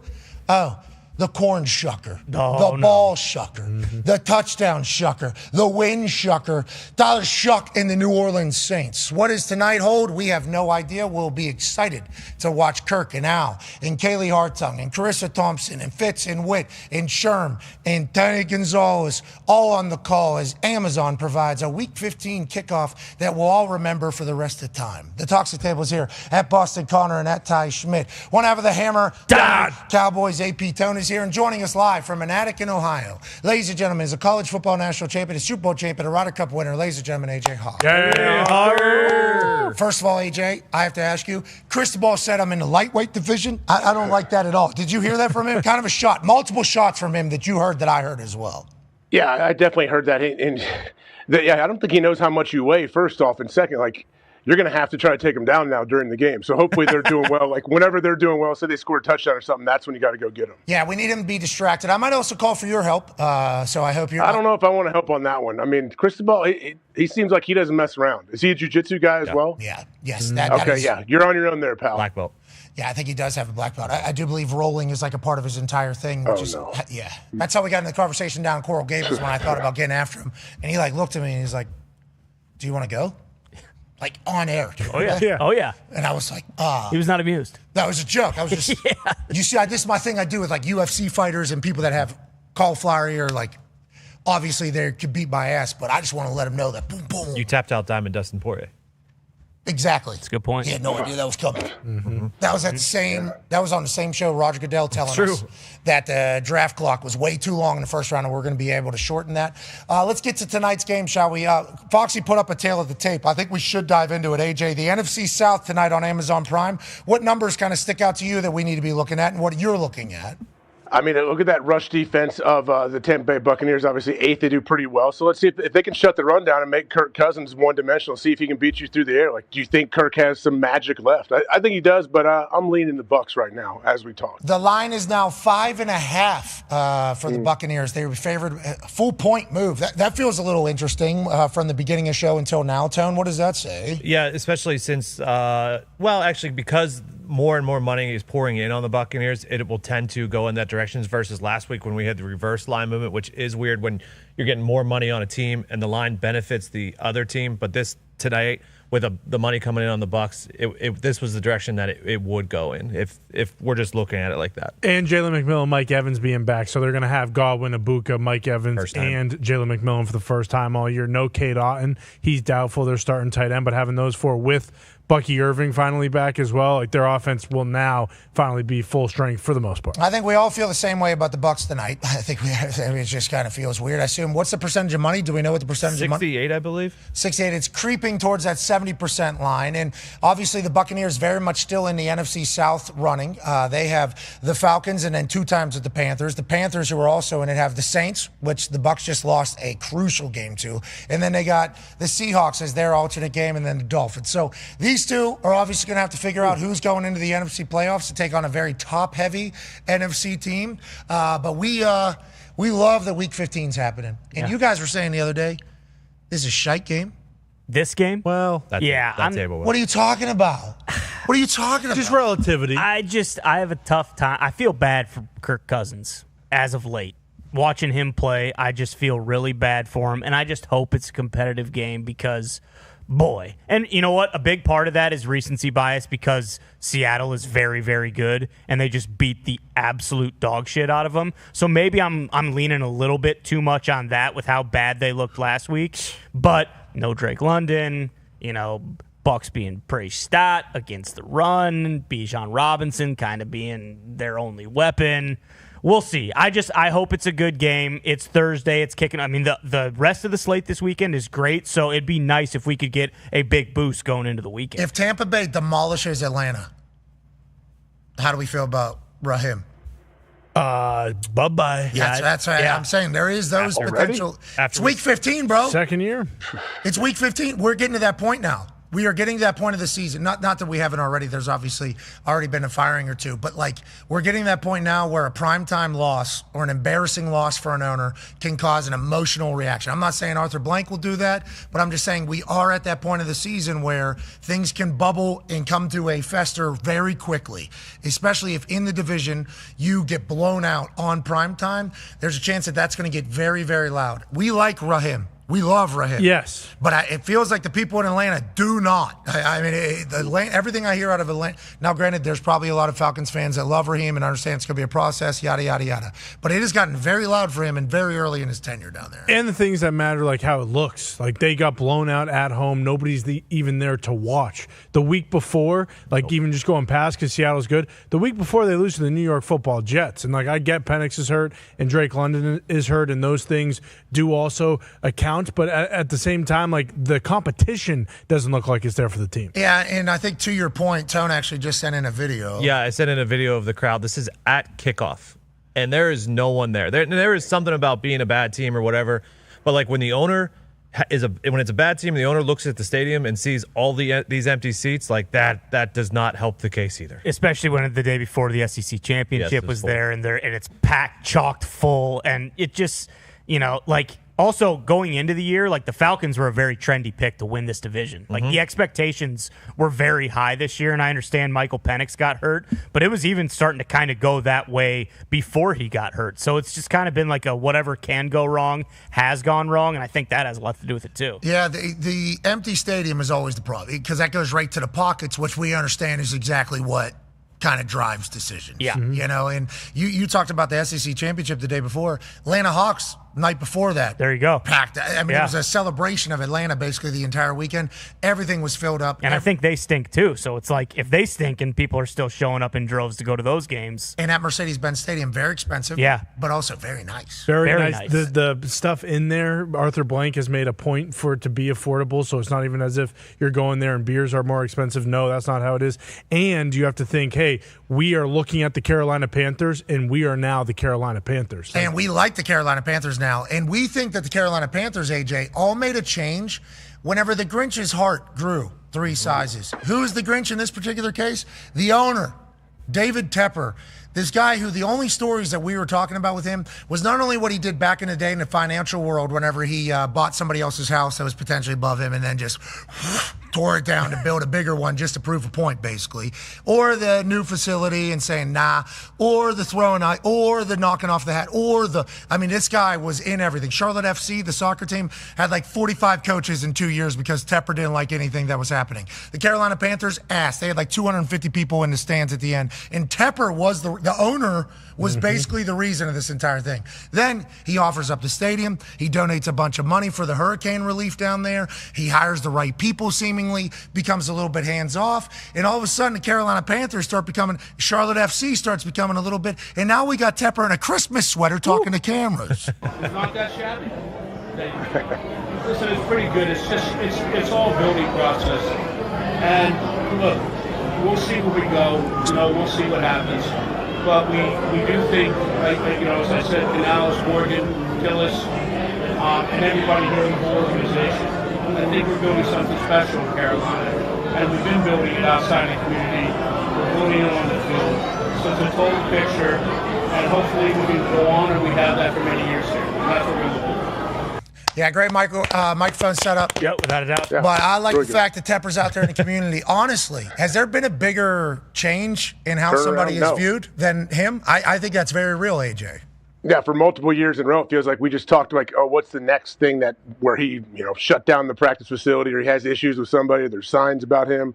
But yeah, so what do you think it is? When he opened up that stadium for the benefit concert, that's what turned everything? I genuinely think that was. And I think Morgan, too, coming in there, right? Yeah. That's GM. Huge hire, yes. I think him coming in there and being like, hey, we got the football with his eyes taped open. Yeah. We got the football. We are not, you cannot just be in everything that we're doing. And Tepper said, I never wanted to be. I never wanted to be. And then everybody's like, well, you were, though. That was kind of part of the problem. So him acknowledging that, realizing that, backing away, and then them having success so he can maybe realize or feel fulfillment of backing away and having success. Because his big thing, just like all these owners, unless they're just born into money, which certainly happens, so I'm not going to say that hasn't taken place, but a lot of these owners have created a massive amount of wealth and had a lot of success and have been the actual smartest people in the room in basically every single room that they've gone into for a majority of their life. And also, they've been the people who have had to make decisions when everybody else doesn't want to make decisions. Like the people that become the billionaires that end up, owning NFL teams are the people who have to sit in the pocket and say, you're fired, you're fired, you're fired,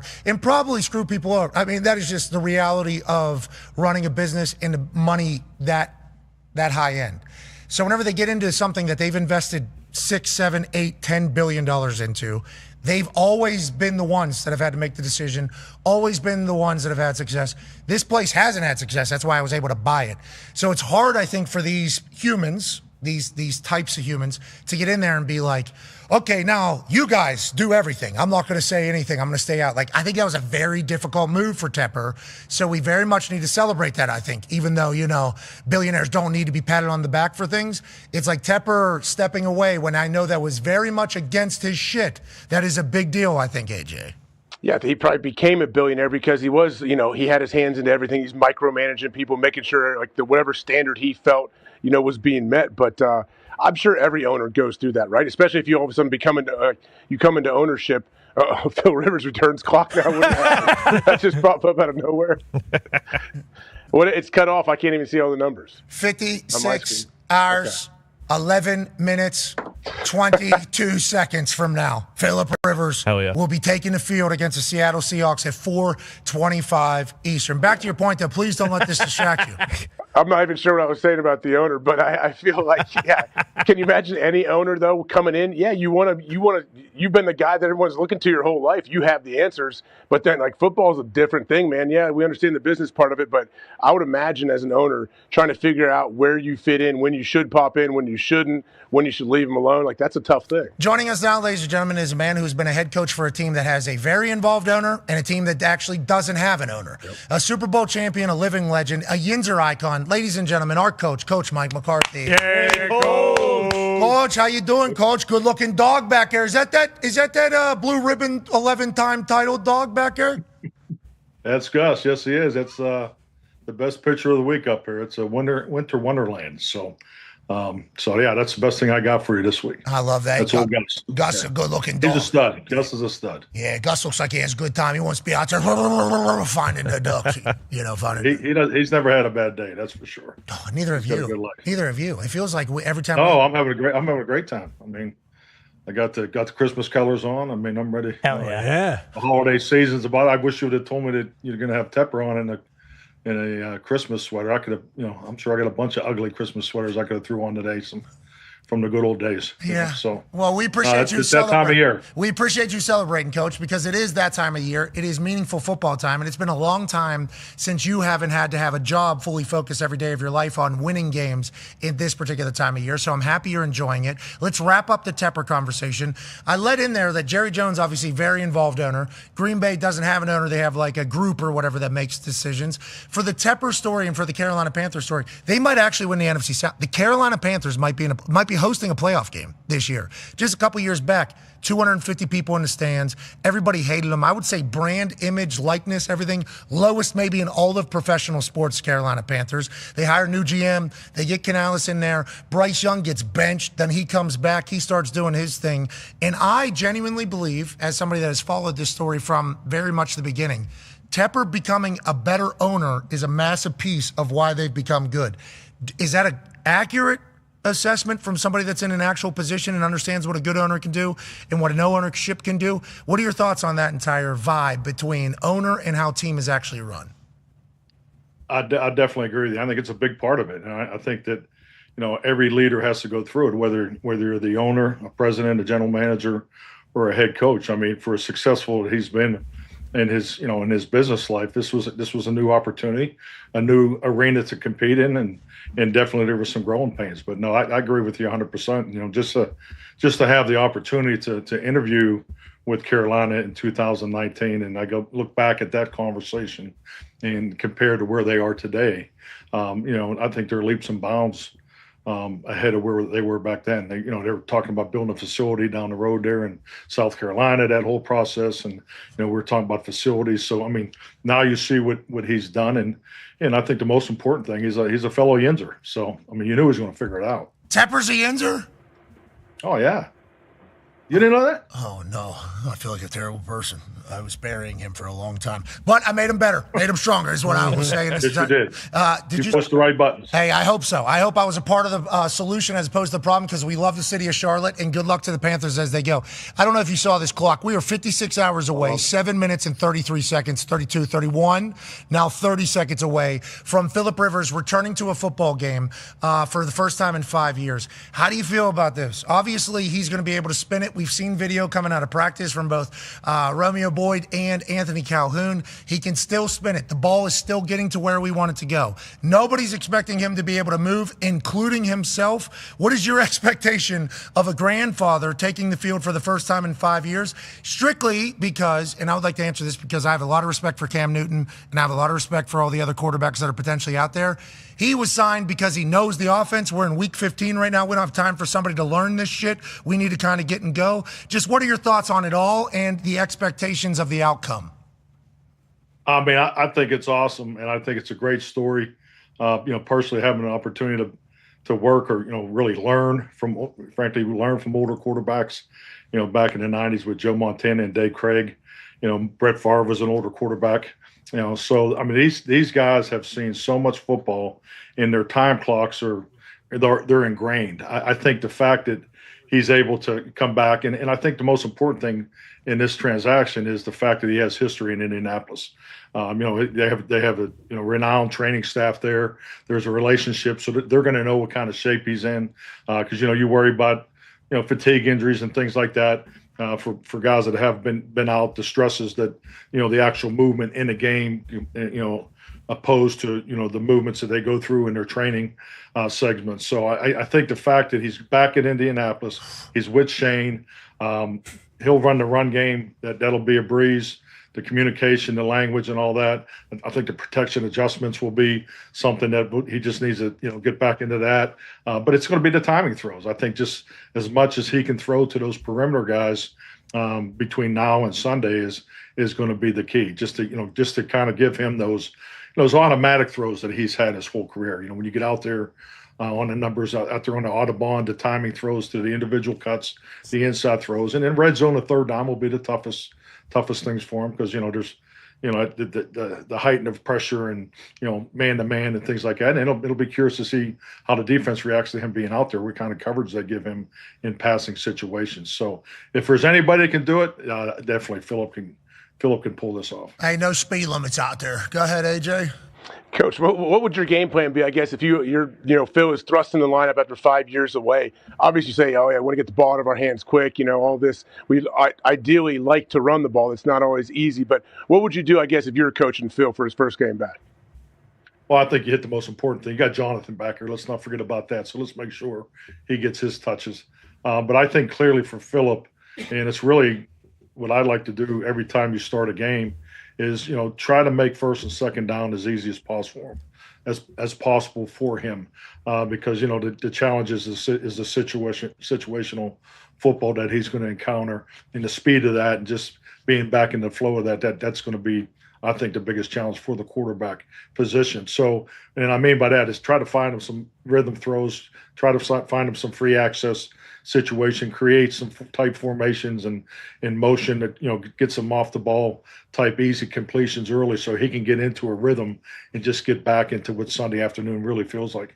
I hope Phil Rivers utilizes Tyler Warren just like he did Antonio Gates. Mm-hmm. Michael Pittman would be willing to die on a football field to go get a ball. Phil Rivers knows that. And from my understanding, the competitive juices and the chirping has not slowed down at all. The guy's excited, the guy's eager, and the guy's about to kick his Hall of Fame status back another 5 years. And that's going to be a first ballot Hall of Fame talk after he wins the Super Bowl with the Indianapolis Colts this year, just like Coach McCarthy said, just like this guy just said here in front of his dog Gus. Looking to win that trophy right there, the one that's kind of peeking out right there. That's what Phil Rivers is looking to do with the Indianapolis Colts. Now, you won one of those with the Packers. Ty has a question about that. Yeah, Coach, after the Packers got a massive win at home against the Bears to go back into first in the NFC North, how confident are you in them going into the playoffs? Jordan Love obviously playing his best football right now. I think the team is as a whole in a league where there's maybe 3 to 4 teams who could go to the NFC Championship. Just how confident are you in the Packers moving forward? Oh, I love what the Packers are doing. I think number one, the most important part of your football team is the defense, and that defense is playing lights out. I can't say enough about the consistency of how they played week in and week out. I think it's the most consistent component of their football team. Secondly, the run game is definitely there, and they had the 2 big post throws for touchdowns by Jordan. So I think they're playing very well. The ability to play at home, I thought that was a hell of a game Sunday, versus the Bears. You look at the first half versus the second half, and you cannot win enough close games throughout the season, especially this time of year.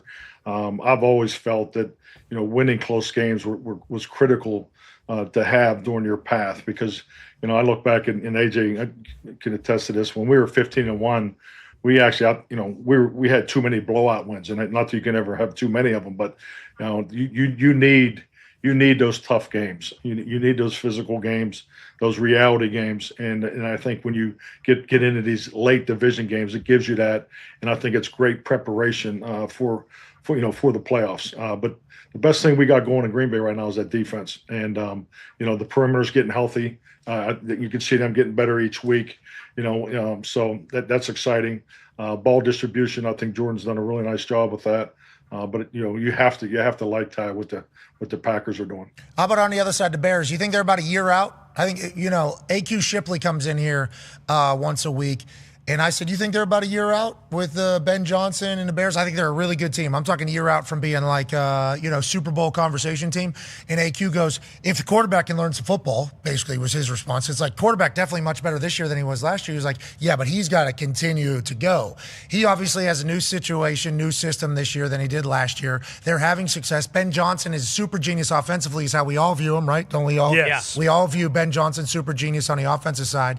Is it just Caleb's development that's basically going to decide whether or not the Bears win a Super Bowl or not? Like, how do you kind of view the Bears over the next 2 years if you had to project?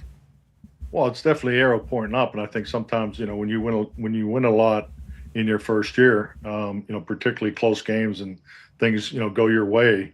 Look at Washington last year, and then look what they were able to springboard that into with an excellent run all the way to the NFC Championship game. So, I do believe in year to year, but frankly, I wouldn't be too hard on Cleve because he's different. Who? I mean, he makes Cleve Williams.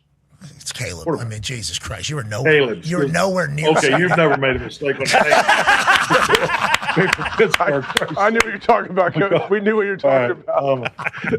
I was just giving you an opportunity to interrupt you. I love it when you stop talking about That's a sweet name. Hey, hey, Khalib is a dog though. No, but Khalib. Guys, sorry, Caleb. I cut you off there. I didn't know if you were talking about like a quarterback coach. I honestly did not know. I apologize. Yeah, right. Yeah. Well, I'm not as down on him as your comment there is. I see a guy that makes a lot of plays. He is in a structured, an offense that asks a lot of the quarterback, which is a great thing for him. But it's his first year in that offense. So yes, are there growing pains? I would think clearly. I mean, I'm not in there. Don't have access to any of that type of information. But there's definitely some growing pains. But the guy can make plays with his feet and his arm. And when I look back in the history of some great quarterbacks that were a little bit bouncing off the walls their first couple years, and if they could just stay healthy and keep playing, I think they're going to have a hell of a player there. But the best thing they got going for him is Ben, because he has them in a structured. He has a system. He has to learn to run that system, and then everything he does with his feet and his playmaking ability is a bonus. And that's a good place to be in quarterback development, in my opinion. Yeah, they got good people around him. Coach Ben Johnson, Coach Klebe. They also got D out there. They got D out there, Coach. What's that? No, not doing it. Coach, you did not deserve that. That was rude. But let's talk about staying healthy, shall we? Let's talk about staying healthy, especially at the quarterback position. I was on the Colts, obviously, when Andrew Luck was just getting, he thought it was disrespectful to football to give up on a play. He got hit a lot. A lot of injuries took place. Serious injuries took place. Another one happened, and then that led to an early retirement. Now all eyes are looking towards Cincinnati and have been for a while. Go ahead, Con, man. Yeah, Coach, with the Bengals and Jeff I can't even get it out. I was going to say Jeff Burrow, but with the Bengals and Joe Burrow, he gave a press conference yesterday and basically said, like, hey, the fun of the game seems to be, not leaving him, but he's not finding joy right now and everything, and that's kind of understandable with the injuries he's had. I believe, he's 29. He's only played 3 full seasons. I believe that's accurate, and he just came back. They were still in it, unfortunately, with the loss to Buffalo. It's very, very hard for them now to kind of find a way to the playoffs. You were coaching Dak Prescott when he went through, his kind of worst time as a pro with, his injuries and some of the terrible things he had to go through to get to, the point where he's at now. What do you say to a player like this when they're in a situation where there doesn't seem to be much hope at the end of the tunnel? Do you think Burrow, this is kind of one of those things where you just kind of have to go back to the drawing board? What do you think of this whole situation, and how do you think the Bengals as a front office and an organization can kind of fix Jeff Burrow? Joe. His name's fucking Joey B. Excuse me.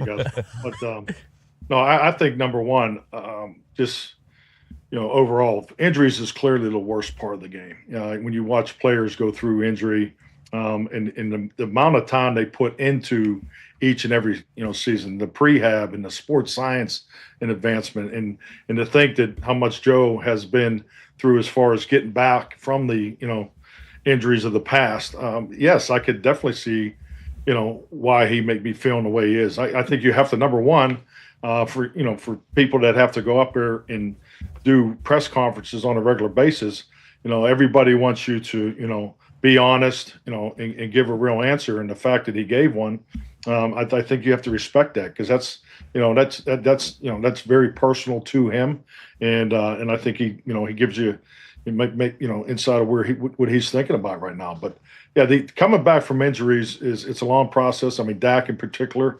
I mean, there's clearly nothing that you can't feel for these guys, because playing quarterback and really playing professional football, it's a 12-month, 7-day-a-week deal. I mean, these guys, whether postseason and what they get through as far as their time off and going into it. But I think what you do and what you say, I think frankly you rely on the relationships and the support that you have around him. I mean, just from my understanding, he's a very well respected young man, not only in Cincinnati, but in the National Football League. So I think the people closest to him and relying on that, and just to make sure he's talking to people and going through this. But I think he gave you a very honest answer to a question in a press conference that he could have easily threw away, and also just I think it shows how much he cares, how much he puts into it, and injuries is the worst part of it. There's been a lot of great players, whose careers have been cut short, quarterbacks who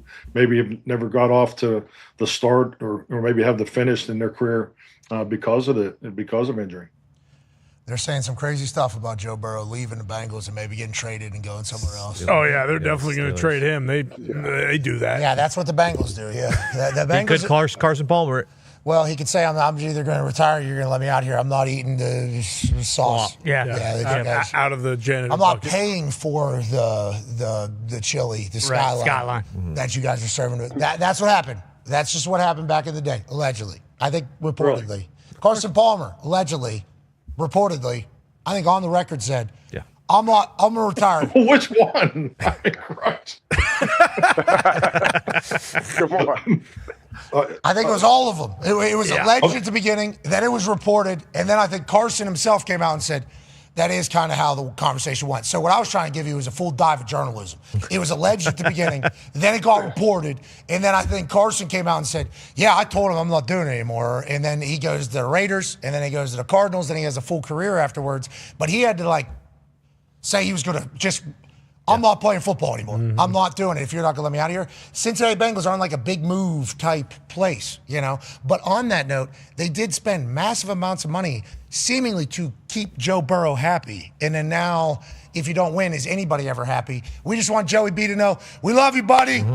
We love you. You're good for ball, Joe. You're good for ball. In that same press conference, he seemed pretty happy when they talked about Pokemon cards. So maybe the Bengals could just start paying him in Pokemon cards. Hey, Coach, you remember when everybody was doing Pokemon Go at training camp? Was that happening with your team? Probably was, but I didn't participate. That's probably a better question for AJ. AJ, were you guys Pokemon going? No, we were not. Don't lie. I'll tell Don't you, lie. me and Vinatieri are walking through training camp, and there's like an open area. That's when people were walking off of buildings and stuff. Is that what you're talking about? Outer windows and everything Into like volcanoes, that. Yeah, Grand Canyon. Had their phone like this. It was Pokemon Go. Coach, you know anything about this? I do not. I mean, superficially. Yeah, you're a 30,000 foot view. 30,000 foot view. You've heard the stories, obviously, but it was the thing that kind of captivated everybody. Everybody's playing this Pokemon Go. Had to be on your phone, and people were just on their phones. They were walking right off buildings, right into trains, just into things. It really captivated the world. Not NFL guys. Well, maybe I don't know, but we were walking from the cafeteria area to team meeting after practice at night, and me and Vinny are just walking through, and we got offensive linemen, linebackers doing his Pokemon Go. We got a meeting in 10 minutes. We got the Pokemon Go. Let me catch it. Let me catch it. I've never heard Vinatieri quicker say, we're fucked this year. And I just laughed. Yes, we are. Yes, I think any other position maybe, any other position. But it wasn't our starters, obviously, but it was in the offensive line room kind of doing their thing. And it's like, well, season hasn't started, but it's already over. Basically, we might as well go ahead and see how this goes. But it was a good game. Hey, it was. I didn't play any. I didn't catch any of them. I would try to catch them all. Sure. But it had everybody, including our team, and it was not good. Indicators, it was like, I don't think it was great for anybody. Okay, AJ has a question for you, Coach. Sorry about it. Yeah, Coach. Speaking of that, teams that especially don't have any chance, it seems like this year there's more teams that have a chance to win it. And usually going in, there's like a handful of teams I feel like, okay, they actually have a chance. But now we talk about parity throughout the league. Why do you think that is right now? Why are there so many teams, I guess? Seems like more teams that truly could go on a run and win a Super Bowl. Yeah, I think it's amazing. I think the definition of parity is adjusted, every year, and definitely it's what the league wants, and I think what the commissioner wants, and personally, I think it's awesome. I go back to 1993 was my first year, and that's right when Plan B free agency ended. And I always remember the speech that Marty Schottenheimer he gave, particularly at the beginning of the season, and he said, "Hey, there's three categories of teams in this league." He says, "You got the Super Bowl contenders." He goes, and at that time, he was flat out. He just said it. He said, "San Francisco and Dallas, they're better than all of us right now, and Buffalo's probably right up there." He says, "So that's the group that on paper could win a Super Bowl today." And he said, "Then you got about 12 or 15 teams that are in the second group, and those teams, our team, we need to work." Throughout the season to continue to get better, continue. And he had his plan and was stating his vision and how it's so important to November, December, playing your best football into the playoffs. And then he said the third categories are teams that, they just have so many challenges that they won't be able to overcome, and then certain teams are so effed up they're never going to win. So he, in his colorful words, and I always thought that was a really good 360 viewpoint of the league, and I've always looked at it that way. And I think if everybody gears up in the off season, we go into training camp, and I'm sure you guys talked about this on the show. I don't know how many teams you probably thought were Super Bowl contenders this year. I think the number's bigger, probably 10 to 12, and then there is probably that second group is probably 12 to 14, and then you have another 6 to 8 down there at the bottom that they just have so many challenges they can't overcome, and I think that's really how the league has gone of particularly late. And I think these division games at the end have been very helpful. I think the drafting and all the other the people utilizing the free agency, the increase in the cap, and I think the parity of the league is great, and I think it really illustrates the importance of the organizational impact as far as facilities, sports science. Your support people, their importance should be, higher valued.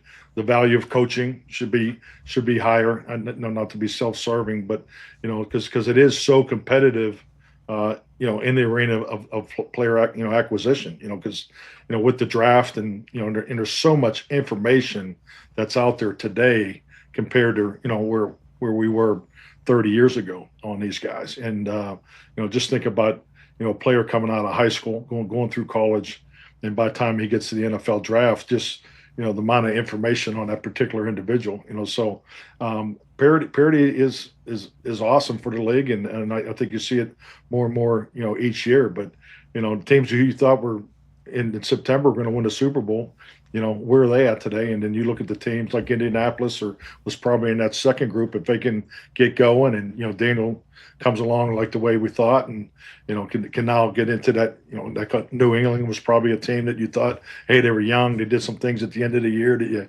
really liked. Drake May was shown what he can be. So I just think. Did I get the name right, Pat? Yeah, you did. But I thought you were going to do more about the Colts, and then as soon as we got the countdown clock for the Rivers returns, and you moved off the Colts, you went to the Patriots, and then Connor was losing his mind. So you did a great job for all parties there. But I was hoping we were going to talk about how Phil Rivers maybe takes them from we're in that middle group, and then we're moved in the top group, and then all of a sudden quickly we went down to the bottom group. Oh no, these guys got a chance, and then 44-year-old grandpa comes in. All of a sudden we were we go right back up that thing. In 55 hours we find out. 55 hours we find out. Well, we're in the top group in the Colts right now, so definitely you can go from group 1 to 2 to 3. I'm excited to watch Philip play. I think this is awesome, and I think the fit with Shane and everything he got going. So I'm like I said, maybe I got to say it again. If anybody can do it, Philip Rivers can do it. And 55 hours and 46 minutes and 48 seconds. Wow, that's pretty good out of you right there. You say, that's multiple. Pay attention. Yeah, you saw it. Yeah, Phil, you can see you later, Phil. See you later. Thank you. It's a nice little reminder to pop that up like, holy hell, old man. That's cool. Your graphics are unbelievable. Your production team's incredible. Yeah, the boys are really good. They're special. That Galileo thing, I'm still laughing. Where the hell you guys pulled that out of? Well, mathematics is cool. The universe's love language. Well said. That's what. It is. I don't think love language. Galileo's singing it. I see a little silhouette of a man. Darling, who can I do that mandango? Very, very frightening. Galileo, let me go. Oh. I'm just a poor boy from a poor family. He's just a poor boy from a poor family. Anyways, AJ, you must have missed the rehearsal there. No, AJ won't put his He's a beast. He will buy the fucking team. It bothers him a bit, Coach. It does bother him a bit. Bad teammate. Yeah, I don't know if he didn't do it. I don't know if he didn't buy in with you guys at the Packers, but I'll tell you what. Wiz Khalifa was on our team for one day, and he said, "Boys, put your hands up." We immediately, everybody's hands went up like this. AJ, 2 feet away from Wiz Khalifa. I don't think so. too. Bub, I'm not your puppet. He actually gave him the finger. Yeah, he did. It was unbelievable. You've Just seen like it, he Coach. did to you. Just Yeah. like he did to you on the field. Yeah. So thank you, Coach. If you could send him a side note about buying in, we'd appreciate that. Thank you for bringing that up, Coach. I'll coach him up. Thank you, Coach. All right. I see Gus in the snow back there. Yeah. That means magic's happening. That means meaningful football is happening. AJ, we let you off the hook there too easy. I don't think we yelled enough, but we will get back to that after Coach McCarthy is no longer here. I feel like we are disrespecting Coach McCarthy, airing out kind of our inner team dynamics right now. But AJ, you need to buy in when we're singing goddamn Galileo, okay? And that is just for the I good got a of little bit of a delay. You know the delay. There's other programs Shut where guys up, are dude. connected virtually. Always You know that excuses delay. with this Definitely asshole. so. All right, Always. They're like Let's move on. socks. Let's move on. Yeah. Everybody's got them. And Bones got him a bunch of crusty ones. All right. What? That's What is happening? That's Gus in the snow. Okay, it's cold time. It's very cold here. We got snow. We just had a snowstorm kind of out of We nowhere. did, and it's coming again. It's supposed to come tonight. It came earlier, but that means one thing: holidays. Okay? Thanksgiving already happened. We got Christmas, New Year's. We got all the holidays Valentine's Day. that are happening right now. More importantly, though, we got playoff pushes, playoff runs, meaningful football, which means one thing. Go ahead, Tone. Yeah, Coach, obviously you coached in Green Bay, Wisconsin, outside, very, very cold, a lot of snow, and then down in Dallas, inside, it's warmer down there. Everyone talks about the advantages of cold weather teams and playing in the cold weather all the time. There's 7 games this weekend under 32. 4 of those games are going to be under 20 with wind chills about 0. Is it actually an advantage to those teams that are used to playing outside in the cold, or is that something that we make too much of? Oh, I think it's definitely an advantage. I mean, I've always felt that, and I wouldn't say from a psychological or mental. I think it's more about the opportunity to handle the football out in the cold. And AJ, when we were in Green Bay, we would always practice outside. The only thing that ever took me inside was the wind. High winds. I always felt it was important to be outside on the grass, and we were fortunate to have the facilities up there. With the heated field. Just the fields. The practice fields were identical to the field, at Lambeau Field. So I think it's critical, and the most important part is the ball, is handling the football. We would do extra ball drills religiously in the outdoor work because that's where I felt the biggest advantage was. And thank God for Aaron Rodgers and thank God for Brett Favre, but the big hands, the long arms, the ability to torque the football, and I always loved it when the weather was cold and you didn't have the high wind in there because you always felt great confidence in your passing game because of the ability to throw the ball, and I thought it really helped our perimeter group create separation in that weather, because defense is half a step slower in that weather on the outdoor surface, in my opinion, in those elements. So I think there's clearly are advantages playing in that weather and practicing outside and being that more from the elements standpoint as far as how you playing it, not the psychological, it's cold. And because hell, I mean, the players are probably in the best spot in the whole stadium as far as keeping warm. They're out there running around. They come off, they got the jackets put on them, the heating. I mean, the only time I think I ever went to the bench was in cold weather to talk to the quarterbacks, and I really wasn't over there to talk to them. I was over there to get warm my ass up because I was freezing. But I think that the elements do favor the teams that do play, and I always felt. Yep. And I thought it was more catching the football in some of the games that we had lost over the years, and it really came down to who handled the football better. And I think that'll be a big key in all these games played this weekend. NFLweather.com, shout out to them for providing all that. And we talked to Jordan Love the other day as he was promoting Toyotathon, in which he has dominated during. But during Toyotathon, there's a lot of bad weather at Lambeau, and he's always played well during it. And he talked about how, I don't love it. AJ said it. AJ's from Ohio. I'm from Pittsburgh. We're from cold places. Everybody's like, they're from the north. They like the cold. Nobody likes the cold. It's just whether or not you've already mentally had to go through the entirety of how bad it sucks, which is what happens on the daily basis. I think that's a huge deal as well, which is why you pointed out we practice outside every day unless the wind would affect it. I think that is the big advantage, Coach. You agree? Yeah, definitely. And, the quarterbacks that play in the dome, that are not used to it and maybe don't have big hands, that's something they got to deal with. That ball comes off their hand a little differently too. So Yeah, I agree with everything you've said. I mean, no one likes playing in that weather, but I do think it is an advantage to be able to practice in that weather. What, Tua got any of these games, cold games coming up, or had anyone? Because remember, he was literally the example that everybody gave. Like, this Miami Dolphins team's very good. Then he traveled up to Kansas City. It was like -5 or whatever, and it was just the complete opposite. Like, clearly getting beat by the cold weather.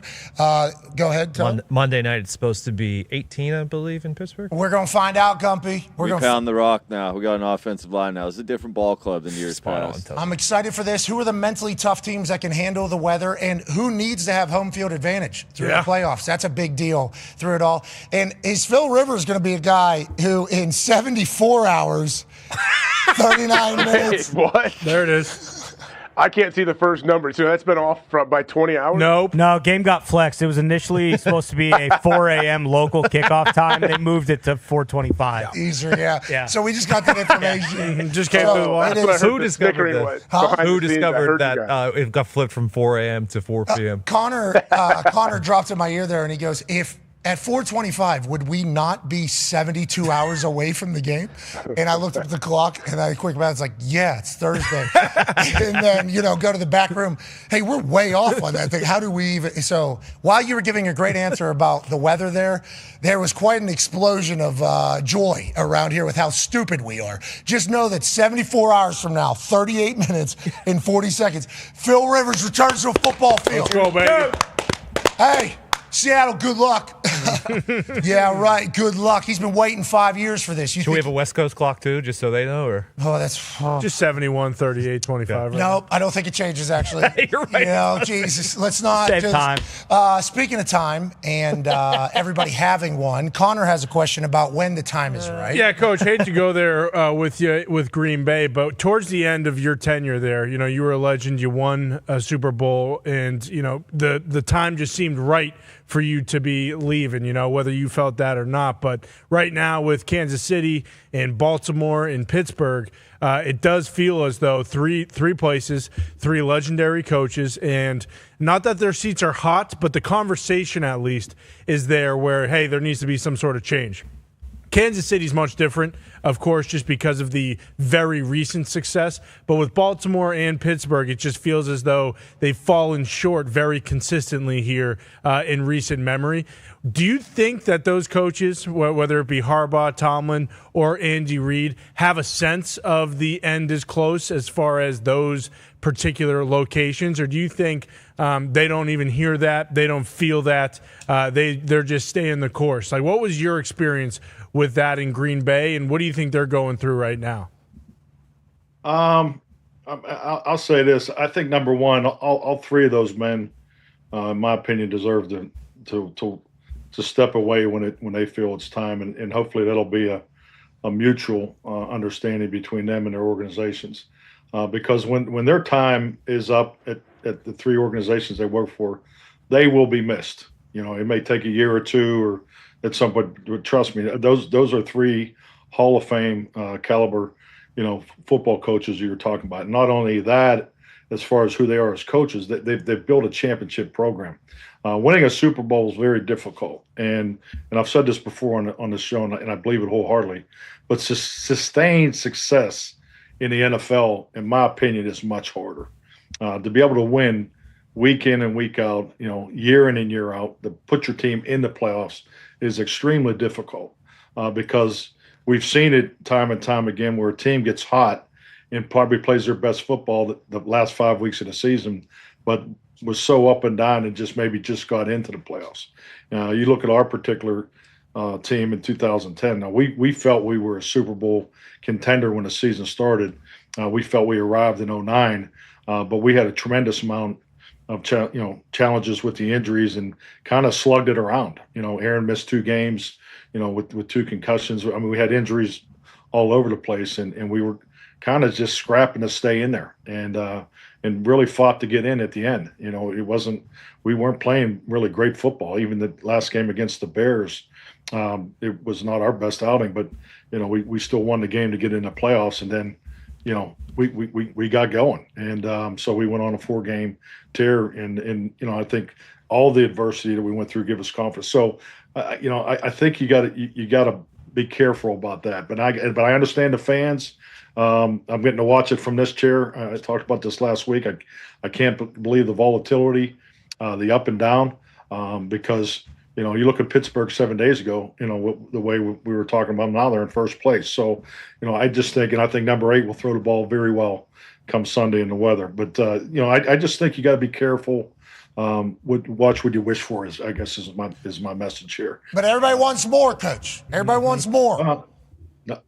Hey, watch what you wish for. I mean, the Philly media is calling for, is Jalen Hurts going to be the starter? To Coach Sirianni, getting asked that question actually right now. He in the presser yesterday. Hey, you thinking about quarterback change? One more bad game. They just paid him $700 million, and he just won a Super Bowl last year. And things obviously aren't going great, and people were addressing Patullo immediately throughout the entire season. But now Jalen, year after winning the Super Bowl as quarterback, hey, you thinking about Tanner McKee looks good. You talk about the volatility. It's like that's a good thing for the league to have that amount of passion, but it is in those buildings. And I appreciate you saying you didn't even realize it was like this. You have to be able to keep everybody going the same way, because nowadays, more so than ever, all that shit can get in. It's in everybody's hand. All that shit's in everybody's hand that is walking around there. Players, coaches, you name it, trainers, managers, they all see all of it. So once that starts getting in, I assume that is when it ends, right? That's the goal of a head coach in the modern welcome to the modern world. That is like the modern world head coach, though, right? The noise is very loud, maybe louder than it's ever been, and more accessible for players, coaches, you name it, in the building. I think it's a great lead into why a head coach is messaging. His messaging is so important. I think working in Dallas was a tremendous experience on so many different fronts, but it really gave me a great view to frankly working at the content capital of the world. I mean, content is generated at every turn because there's value in that. And I think when you look at some of these situations that we're talking about, you got content that's being created through dramatic questioning in a press conference, and it's sometimes the reality and the common sense is not even in the building. So I think you got to have the ability to filter and have an understanding, what content is really being generated for why it's the agenda to why it's being generated. But the reality of it is, now for something that you feel is wrong with that championship program that's not getting you to the spot that that was getting you before, then you're having a different conversation. But I don't think that's the case in Kansas City, Baltimore, and Pittsburgh. So I think you got to really take a close look at that. And I think, frankly, that's you look at the ownership in all three of those places. You're talking about great ownership, and I think those are internal conversations that common sense will prevail, and then they'll make they'll make educated decisions, but I think all three of those coaches will be, involved in that decision making. Coach, penthouse to outhouse so quick. Everything is what have you done for me lately? And for those coaches, you talk about Andy Reid, Tomlin, and Harbaugh, and you mentioned at the beginning, I think those coaches have earned their ability to be able to say when they want to leave. Then we just saw what happened with Pete Carroll in Seattle a couple years ago, and then we see what happens immediately afterwards. We saw what happened in New England whenever they make a change from Bill, then they make a change, it doesn't work out, they make another change, and they immediately have success.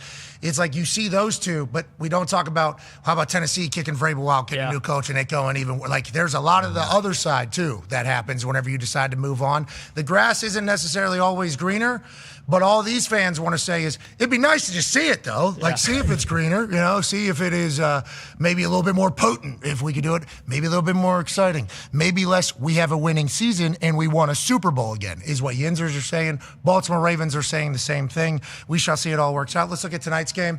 Okay, Tampa Bay Buccaneers can still very much go win a Super Bowl. They can win the NFC South. They can have a home playoff game. They're taking on Kirk Cousins and the Atlanta Falcons, fresh off an ass beating from the Seattle Seahawks. Bucs just lost to the Saints. It is now 5.5 points. The spread, the Bucs are favored at home on Thursday night on Prime. Coach McCarthy, you would be very, very good if you were to actually be picking games for Thursday night. 9-4. 9-4 is the record. We went through all your text messages. We went through everything. 9-4 is what you would be right now. How do you see tonight going, Coach? Well, I'll say this. I thought I made my pick this morning when it was 4.5, but that's fine. I'll participate.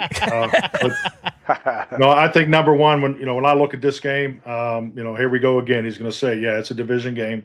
I think you got to always bring that into light, especially division games at the end of the year. And I think, anytime you feel like the field's tilted one way or the other too high, I think you got to really look at counter intuition, and that's it. And I go back to the division games, how well these teams know each other. So I do think it's going to be a very good game. The first thing that I see when I look at the matchup, I think it's going to be critical. The team that gets the ball to their running backs, I think, will be probably the most successful on offense, regardless if they hand it to or throw it to them. I think you got two dynamic running back groups in this game. I think you got good matchups up front. It looks like Tampa's healthy. I really like the way the edge players are playing in Atlanta here down the stretch the last 4 or 5 weeks. Leonard Floyd's back. I think they got a really good rotation there. So I think you got some really good matchups. I think Atlanta's going to have to shorten the game some. Try to. I don't think you want to get into a lot of series exchange with Tampa Bay, because Tampa Bay to me is still the best team in the NFC South. I think their ability to both run it and throw it is they got a lot of balance throughout that team. They got Bucky Irvin back. It's great to see him healthy. Dynamic young player. So I think the balance of Tampa Bay would prevail. The defenses, they both bring a lot to the table. I think schematically, Tampa has always been a challenge, schematically, especially if you don't play them very often, but it is a division game. I looked at the weather. It's going to be a beautiful night down there, 58 degrees, 4 mile an hour. And, I think with that, ball distribution should be very high. The vitals are always there, who takes care of the football versus who takes it away. No question. But I think if Atlanta can shorten the game, it'll serve them well.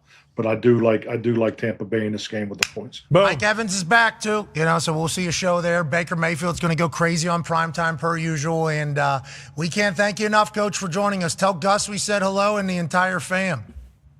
You bet. Happy holidays. I know we're just getting started, so you guys have a great weekend. Happy holidays, Coach. Ladies and gentlemen, it's Coach Mike McCarthy. Yeah, Coach.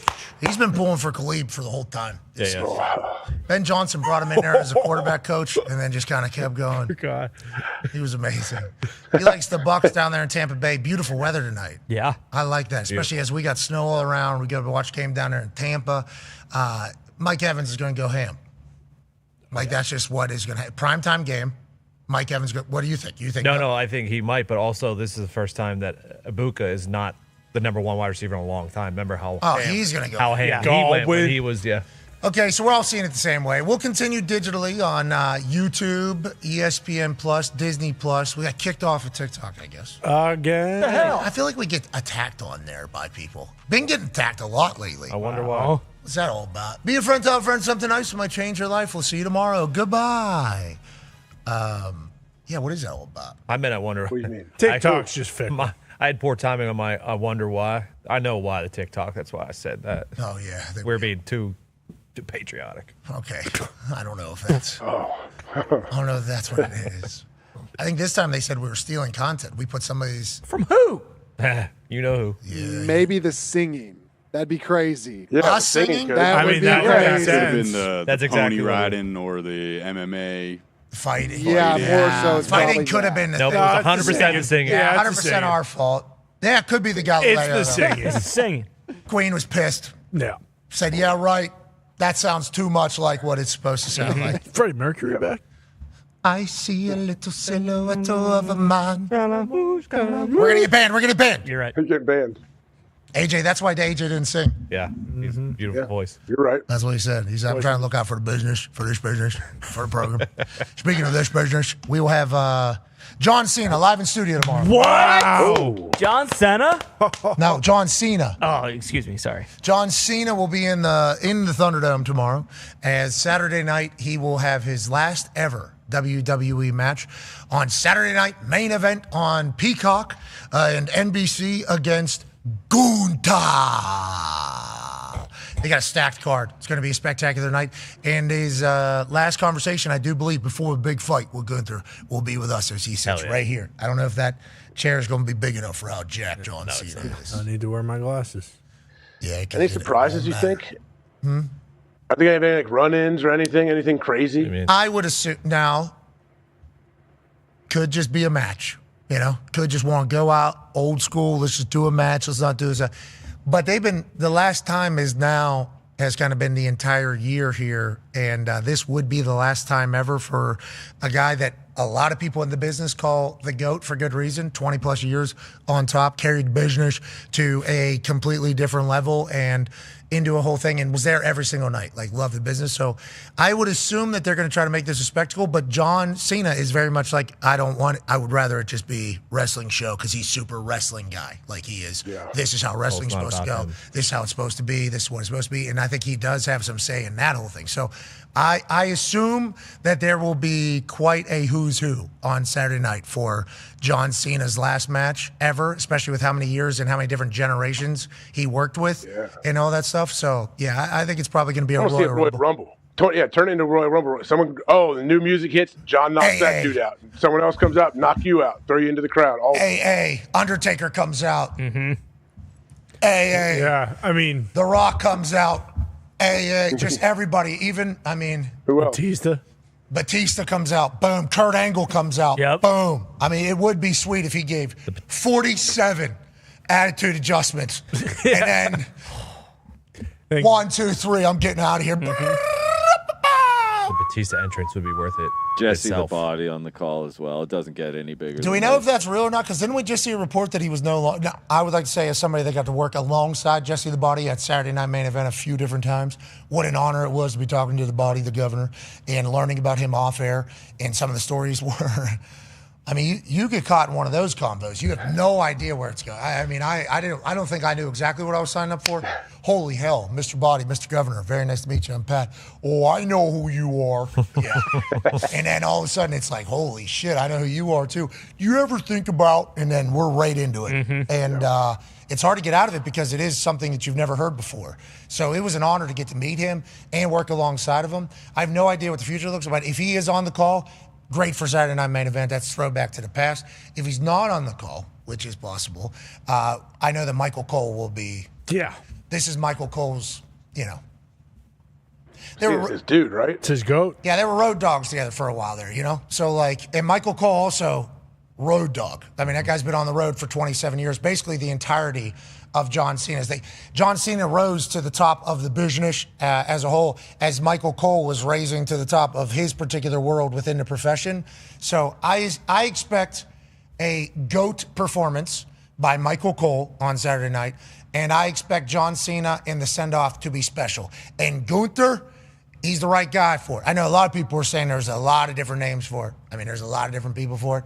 Gunther, I don't think I've ever seen him not do his shit, right? He's always been, you know exactly what you're getting from Gunther. Ring general.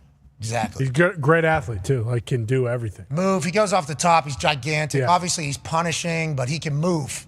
He can move for a big guy. And I don't think there's ever been like, oh, that was a bad match from Gunther. Oh, he did bad today. It's like Gunther always does his shit. Now, I was hoping I was going to catch him on an off night, because maybe he didn't have respect for me or whatever. Sure. But that wasn't the case. I guess he took me pretty seriously. Mm-hmm. Well, he knew. He's seen the tape. I have a countdown, too. Well, that might have been what our countdown was. Sure. No, it makes sense. It probably would be, actually. Yeah, the Rivers returns in being the wrong time is perfect. I love that. That is perfect. I spent so much time trying to get it to look right and function.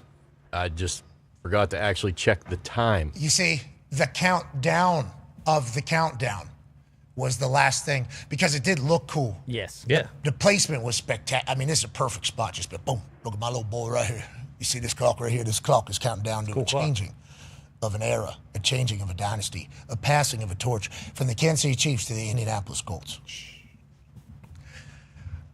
I'm sorry, I was under center. He's not going to be under center. No. Yeah, he's going to be right back here. He's going to have to get under center. If he gets under center, aren't they half? No, he's not. When's he taking it under center? When's he have to do it? I mean, it's Goal line? Phil Rivers. Push. Push on the goal line. Tyler Warren's down there. What if he said he's no? Doing Aaron I'm sorry. Rodgers. Does Phil Rivers respect football? He's going to get under center. So Aaron Rodgers? Yeah. Under center. When? All the time. No, Phil Rivers, a little different story than Aaron Rodgers. They're doing a tush push with JT and Tyler Warren, but instead of pushing him, they're just bending him down and then actually walking him back for his drop back. What do you mean, like for every drop back? Yeah, well, only when he goes under center, just to help him bend and help him move. Oh, so they're all going to, like that thing where all the bodies are connected? Bingo. Sure. You're saying it's going to be like that? Yeah. They're going to pick up his leg. Yeah, here you go. Tie him together. Mm-hmm. So when I pick up this right leg, the left leg picks up. Yes, Tyler Warren and JT are going to help him. I want to let you know, yesterday, maybe I was a little bit turning towards the negative about it because a lot of people were pointing out a lot of things. Here we sit 74 hours, 19 minutes, and 54 seconds away from the debut. I'm all in. After seeing him throw the ball, after hearing him talk, after listening to Josh Downs on Dahn's To Business podcast say, hey, he can spin it. The guy can still spin it. He knows everything. I'm all the way back in.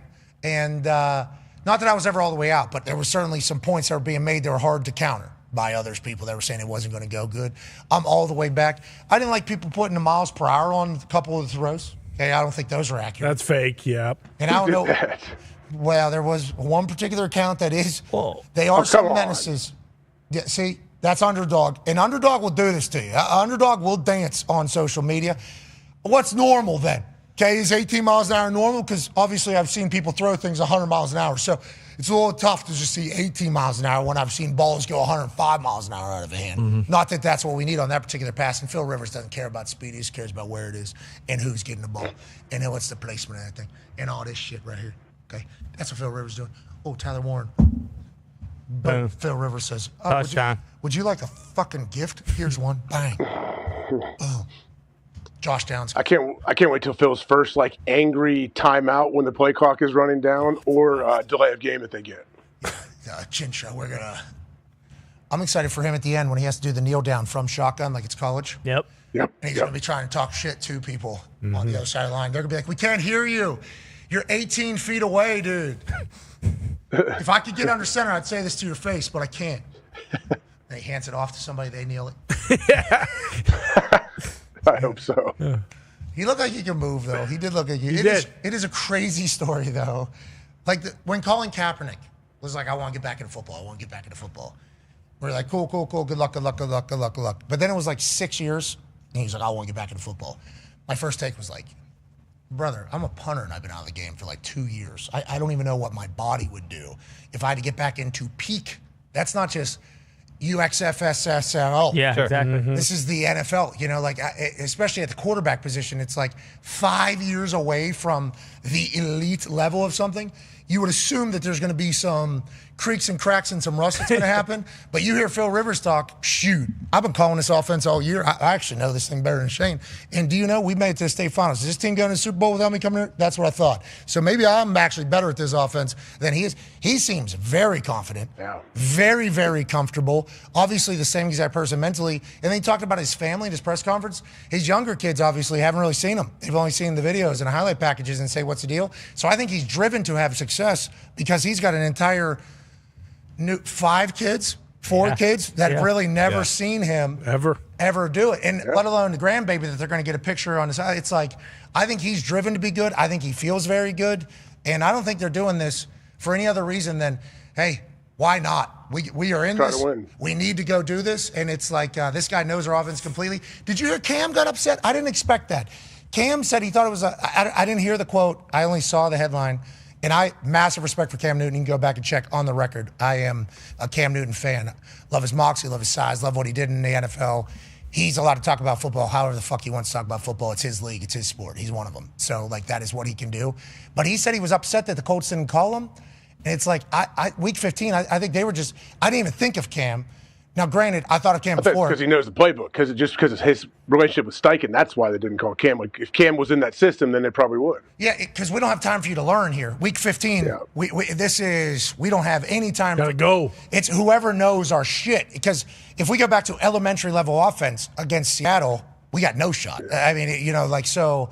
If you change the entire offense to fit one guy, you got no shot because nobody else knows what the hell they're doing. Yeah, so I think the decision was strictly who knows our shit, and then who can execute it conversation first. That's why Sam Ellinger got to work out. A couple of the other people got to work out. We don't have a lot of time. We're still trying to make a run at this thing very much. We've invested a lot of money and a lot of pieces in this roster.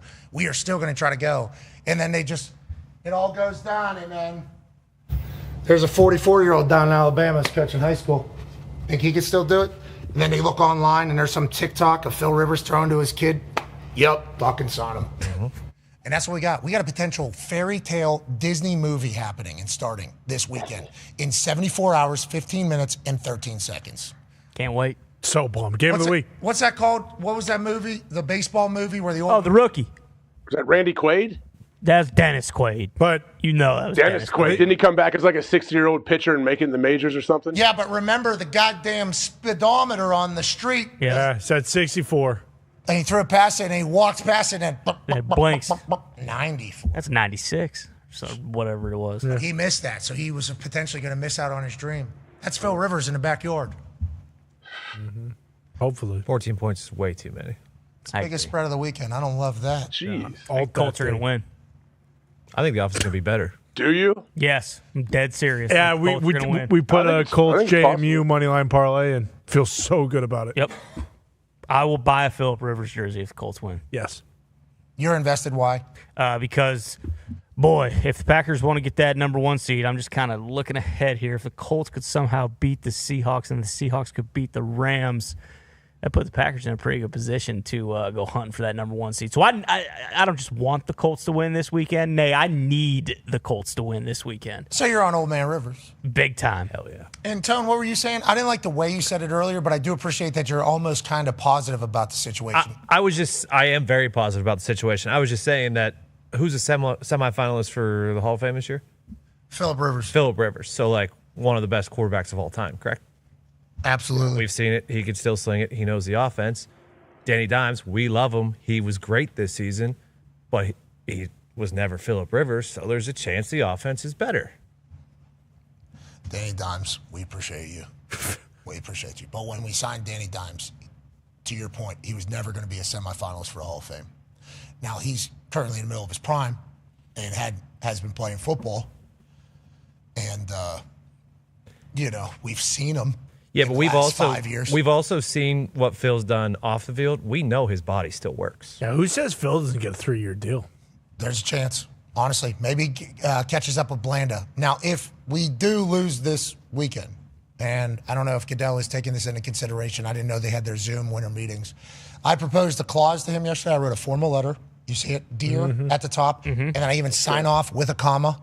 Okay, with a space. This is a formal letter, I think, if you were to look at it.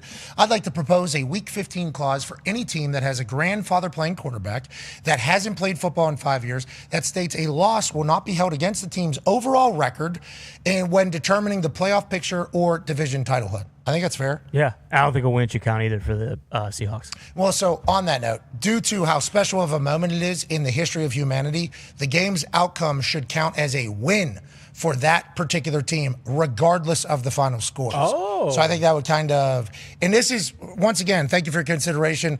This is from an NFL fan who just wants the best for the game, no matter who would benefit from it immediately. I don't see anyone who would have any problem with that. Yeah, a lot of people were saying, like, I'm saying that because that's the situation we have and it will never happen again. So there's no reason. But in my eyes, like, who knows who's going to be in this position going forward with the way the game is and with the way science is and technology and, the ability to have kids, I guess, for kids to have kids. People have been doing that forever. So I'm just saying we should maybe put this in ahead of time because we don't want these grandfathers, these fairy tale stories to always come back as a negative one. For the good of the game, for the good of the league, AJ, we'd like that to be a win regardless of the score. Right, AJ? Yeah, of course. I'm sure Commissioner will change the rules instantly, but then are you going to propose another clause next week, I would assume? No, this is just for Week 15. Just to see. Okay. Just this week, okay. That's what's So if they win, it doesn't count either? If they win, it's just nothing? No, definitely a win. I'm just saying the loss should be counted as we're always winning here. Yeah. That is basically what I'm saying. We're playing a grandfather who has not played in 5 years. That's good for the league for people to think, I could play in the NFL. Oh my God, it's a dream all of a sudden. I want to be like Phil Rivers. Like, the league needs that. We need more good stories. We need more of that type of stuff happening. So if he comes back and we lose, like, that's not good for all. Doesn't count. So I just think the commission should think about this being like an exhibition almost and give us the win. Now, on that note, fully confident. Fully confident. Of course. That we're going to be out just for other teams. I just wanted to pitch that for other teams, AJ, not for us this week. I mean, go look at what Lou Anarumo's done to Sam Darnold. I have not. Is that something we need to look into? I don't know. Maybe. Let's go look. Let's do a little homework for Simon. Yeah. Speaking of homework, women's college basketball has become something that is on our radar. Oh, boy. Because Audie is unstoppable. She goes for another 30-point game in the Cy-Hawk game, which is obviously Iowa versus Iowa State. Iowa State has been beating Iowa in most things as of late. And Audie, I don't think she's losing to anybody, let alone Iowa, where she herself said after the game that while she was shooting a free throw in this run, she got emotional because her dad, who passed away from Iowa, would have loved the fact that she was playing in this game. Ty, I know you're an Iowa Hawkeye. Audie is special. Absolutely unguardable, unstoppable, and seems like she's a joy. She seems to be very, very pleasant for her team. Yeah, she's an absolute dog. And while, yes, I did go to Iowa and am an Iowa fan, she's still homegrown. She's from the state, so I love any time an Iowan puts on, whether that is for Iowa or Iowa State. And that, I mean, that's no bullshit. You know, not only is she unbelievable, Hilton Magic is the real deal. You play at Hilton for basketball, Iowa State. The men play tonight, Iowa State, and the men. So not only are the women unbelievable and have a legit chance to maybe win a national championship this year, Iowa State men's team is also one of the best teams in the nation, and that arena is a special place and very difficult to play. She has a Shaq vibe. She does. Just like dominant, just absolutely dominating of a game. And obviously people take shots at her. She's a superstar that looks different than everybody else that plays in it. I would like to let her know I fucking love the way she sits in the paint and just goes for it and continues the ball and has a positive attitude through it all and dominates. I think she's special. I appreciate her contributions to sports and sports media world for us to talk about. Anytime we can dive into another sport or another league, it's a good thing. She has captivated us and certainly captivated me, and she knows we exist, which is good. She sent us an autographed jersey. That's right. Yeah. We love Audie. You like women's hoops more than people would ever really realize, I think. Yeah, absolutely. And that was the other thing from watching the game. Like, Audie does get a lot of the headlines because she has all these historic numbers with another girl on the team, Addie. It's kind of Audie and Addie. They're the front court, if you will. She's unbelievable. And just, like, the sport as a whole is growing so much. Like, getting to go to, season tickets for the Fever with Caitlin Clark was really cool, but then just learning about everybody else who's in the game. Like Juju Watkins for USC, she's out for the entire year, but USC has another girl that's going bananas this season. Like, it is cool, just the more sport and the bigger everything gets, the better it is for, everybody. Downtown Indy is legitimately changing before our eyes because of the Fever. Like, they are changing the landscape of the city to add on for the Fever practice facility, for a lot of other things that just benefits everybody in the city, and it does feel as though that effect will carry over to some of the other places that these women's teams are. Yeah, Audie might be doing the same damn thing wherever she has to. She has 276 points in 245 minutes this season. She's on pace to be the second D1 men's or women's NBA or WNBA player this century to average at least 1 point per minute in a single campaign, joining the 76ers' Joel Embiid. Now, that's a problem for everybody else, not for us. Congrats, Audie. Keep it going. Keep going, Audie. Audie and Addie? Yeah. Over there at Iowa State? The other girl's very good as well.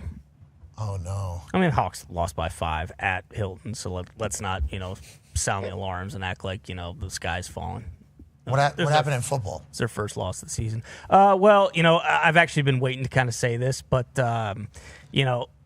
if you've been on my Twitter, basically anything that comes out about Matt Campbell, I've kind of just been, and I do actually believe it, but this guy's a class act. This guy's all class. There's been a lot of Matt Campbell tweets. Yeah, there have been. And, it's just hilarious, absolutely hilarious that this whole Penn State thing's happening, and we're wondering what is going to go, and then out of nowhere, Iowa State's program just gets gutted because of it. I mean, it just, it couldn't have worked out better. I do love Matt Campbell. He's a terrible person. I'm not. The other day, I was like, I think it was yesterday or 2 days ago to Ty. I'm like, Matt Campbell, what a great hire for Penn State. Like, actually, what a great hire for Penn State. And Ty goes, yeah, and who would have thought in this whole Penn State thing, Iowa State's program would be the only one that would really end up suffering totally from it. Yeah. That was Ty's like first reaction whenever I talked about it. And then you think about it, it's like during the Matt Campbell Iowa State run, like real program, real operation. They were legit. This is not just me being an Iowa grad. It's like they were one of the worst Division I college football teams for a long time, like really fucking bad. And then he got there and completely changed everything. Went to 2 Big 12 championship games. They went to a BCS bowl. Like, he is an unbelievable coach. So I think that is also why even Iowa State fans understood that, like, this guy got an opportunity. He said in his opening press conference, I think, like, his grandparents were massive Penn State fans. I think he has family that went to Penn State. Like, he has a lineage connected to that. And, like, he really didn't owe Iowa State anything. He gave them the best 11 years in their program's history. And he kind of, he deserved the opportunity to go somewhere bigger, who has a bigger budget and all that kind of stuff. And I'm excited to see what he does at Penn State. Perfect hire. Yeah. Yes. Like, actually a perfect hire, I think. Even if they would have hired him, which nobody thought was possible, nobody thought he was ever going to leave, because to Ty's point in his first tweet there, guy's God in Ames. But if they would have hired him week 5 or week 6, whenever they was, after they fired James Franklin, I think everybody would have been like, that's a good hire. That's a really good hire. So for them to go through the entire song and dance and then end up with Matt Campbell, it's like they ended up somehow going through it all and ended up in like the perfect spot. And for Matt Campbell, he's got an athletic director that took a big swing, got buried publicly by a lot of people who now would like to see you have the most amount of success. So they are going to line that whole thing up to go on a run. And we all believe Matt Campbell can win the big one, right? Yeah. He has done more with less. I don't think there's any arguing that. There's a chance. We'll see I believe Rocco Becht does have another year of eligibility. I'm pretty sure he's a redshirt junior. So that is obviously but look at Iowa State's recruiting class this year. Like, they're unbelievable. I think they had the 50th ranked recruit. Like, that is what they do. They go get 2-star guys from Nebraska and like the surrounding parts of Iowa, and he develops them and turns them into NFL guys. Like, that's what he does. He's a junior. Yeah, he has Rocco Becht has there another you go. year. There you go. So if Matt Campbell is he's 22 years old, so not really. Wow, we've been seeing him a long time. We've been seeing Rocco Becht. Started as a freshman. His dad, Anthony Becht, West Virginia legend. He's in a West Virginia Hall of Fame. He was played for the Jets. He was a coach in the XFL. Anthony Becht is a stud. Paisan, absolute legend. Rocco has been great for Iowa State. And the fact that he has another year now, I'm not saying he's going to leave the Cyclones, okay, even though probable. He's not going to. He's leaving the Cyclones. Don't sleep on Jimmy Rogers. You might keep him there. But forget all that. Matt Campbell thinking to himself, like, what I could do at Penn State. Think about Rocco Becht at Penn State. Like, he's going to have 4 stars, right? Playing wide receiver, we would assume 5 stars. Playing wide receiver, running backs, so he'll be able to get to. It's like Rocco Becht is the one who's ready for the moment. Now, it's only 1 year. This would be only a 1-year run, but it's like Rocco would be a great quarterback in the Big Ten like that. So when you talk about Penn State going through shit and ending up in sugar, it's like not only do you seemingly, potentially, because they have the funds and the connection with the guy, to be able to get a top 5 quarterback in the country, but now you got a coach that is a dog. And it's like, is Penn State back, especially with what's going on with Michigan right now, AJ? So, it's Penn State's it's looking like they have all the pieces in place, yes, to be back and to make it happen. But yeah, it's up to the new coach. Like, can he come in and instill what he did at Iowa State? You would think so. Yeah. 2 weeks ago, Penn State sucks. Laughing stock. Like this place, what a joke. Embarrassing. Embarrassing. Everything like that. You are now mid-tier Big Ten, maybe even bottom of Big Ten, because you're losing all your recruits. Your players are posting, you didn't know what you had till it's gone with the last head coach.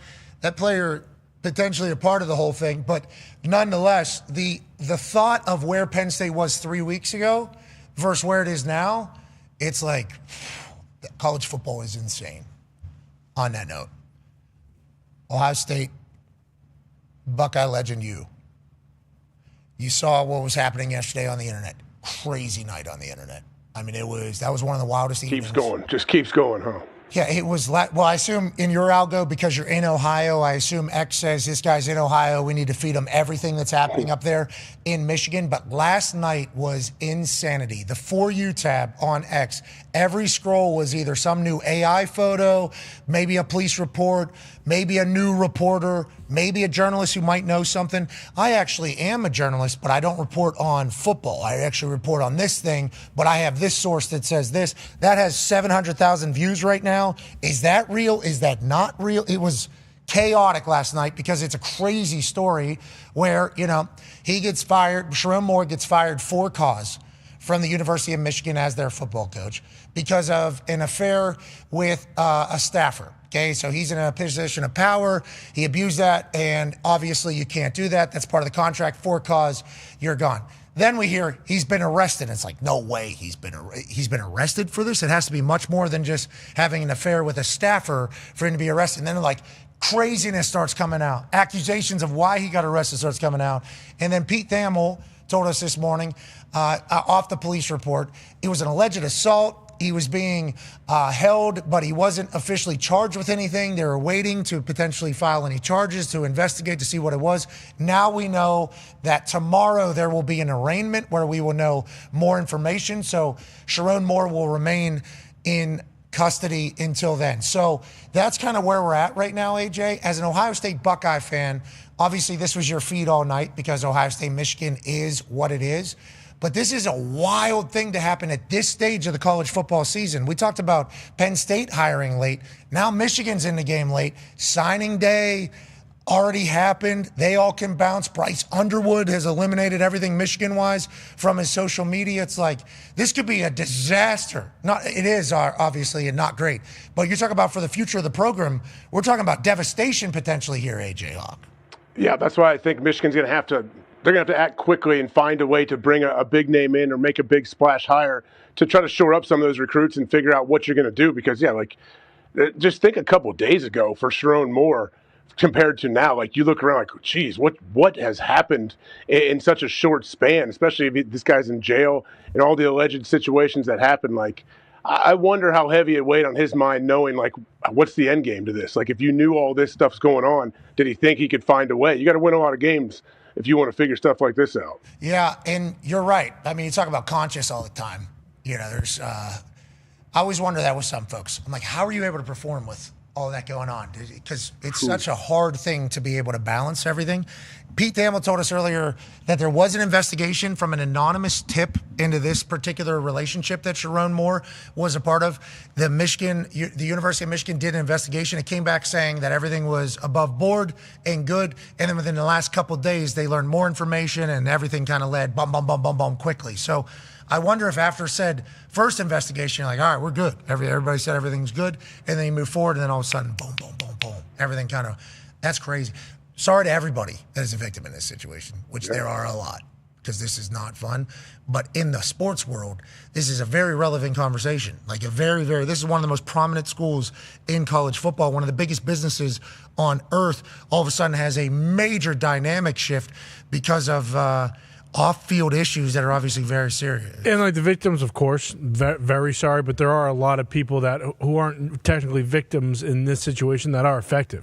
Rather. Like the number one running back in the country, and again, this is two separate things, like serious situation in a sport, a game, but futures in a game matter a lot. Savion Hitter is the number one running back in the entire country, and he committed to Michigan a week ago. Like, we had Chris Henry Jr. on the program last week, and he committed to Ohio State. That is a massive moment in these kids' lives, and that is now affected. Now, obviously, with that rule Thamel mentioned, when a new coach is hired, you get 5 days after where you can transfer. But does that account for incoming freshmen that aren't technically? I think so. Okay, good. But like that's just kind of the weight of everything. Like massive decisions in these high school kids' lives. Incoming freshmen can hit the transfer portal. Well, and also that, like, Pete said how, like, the staff was just blindsided. Like, none of these guys knew. So, like, you have a bunch of, like, coaches. Yeah, why was everybody acting like everybody knew? That was kind of like the overall. Last night, everybody was like, everybody knows this. Everybody knew this was happening. It was like, I was just there.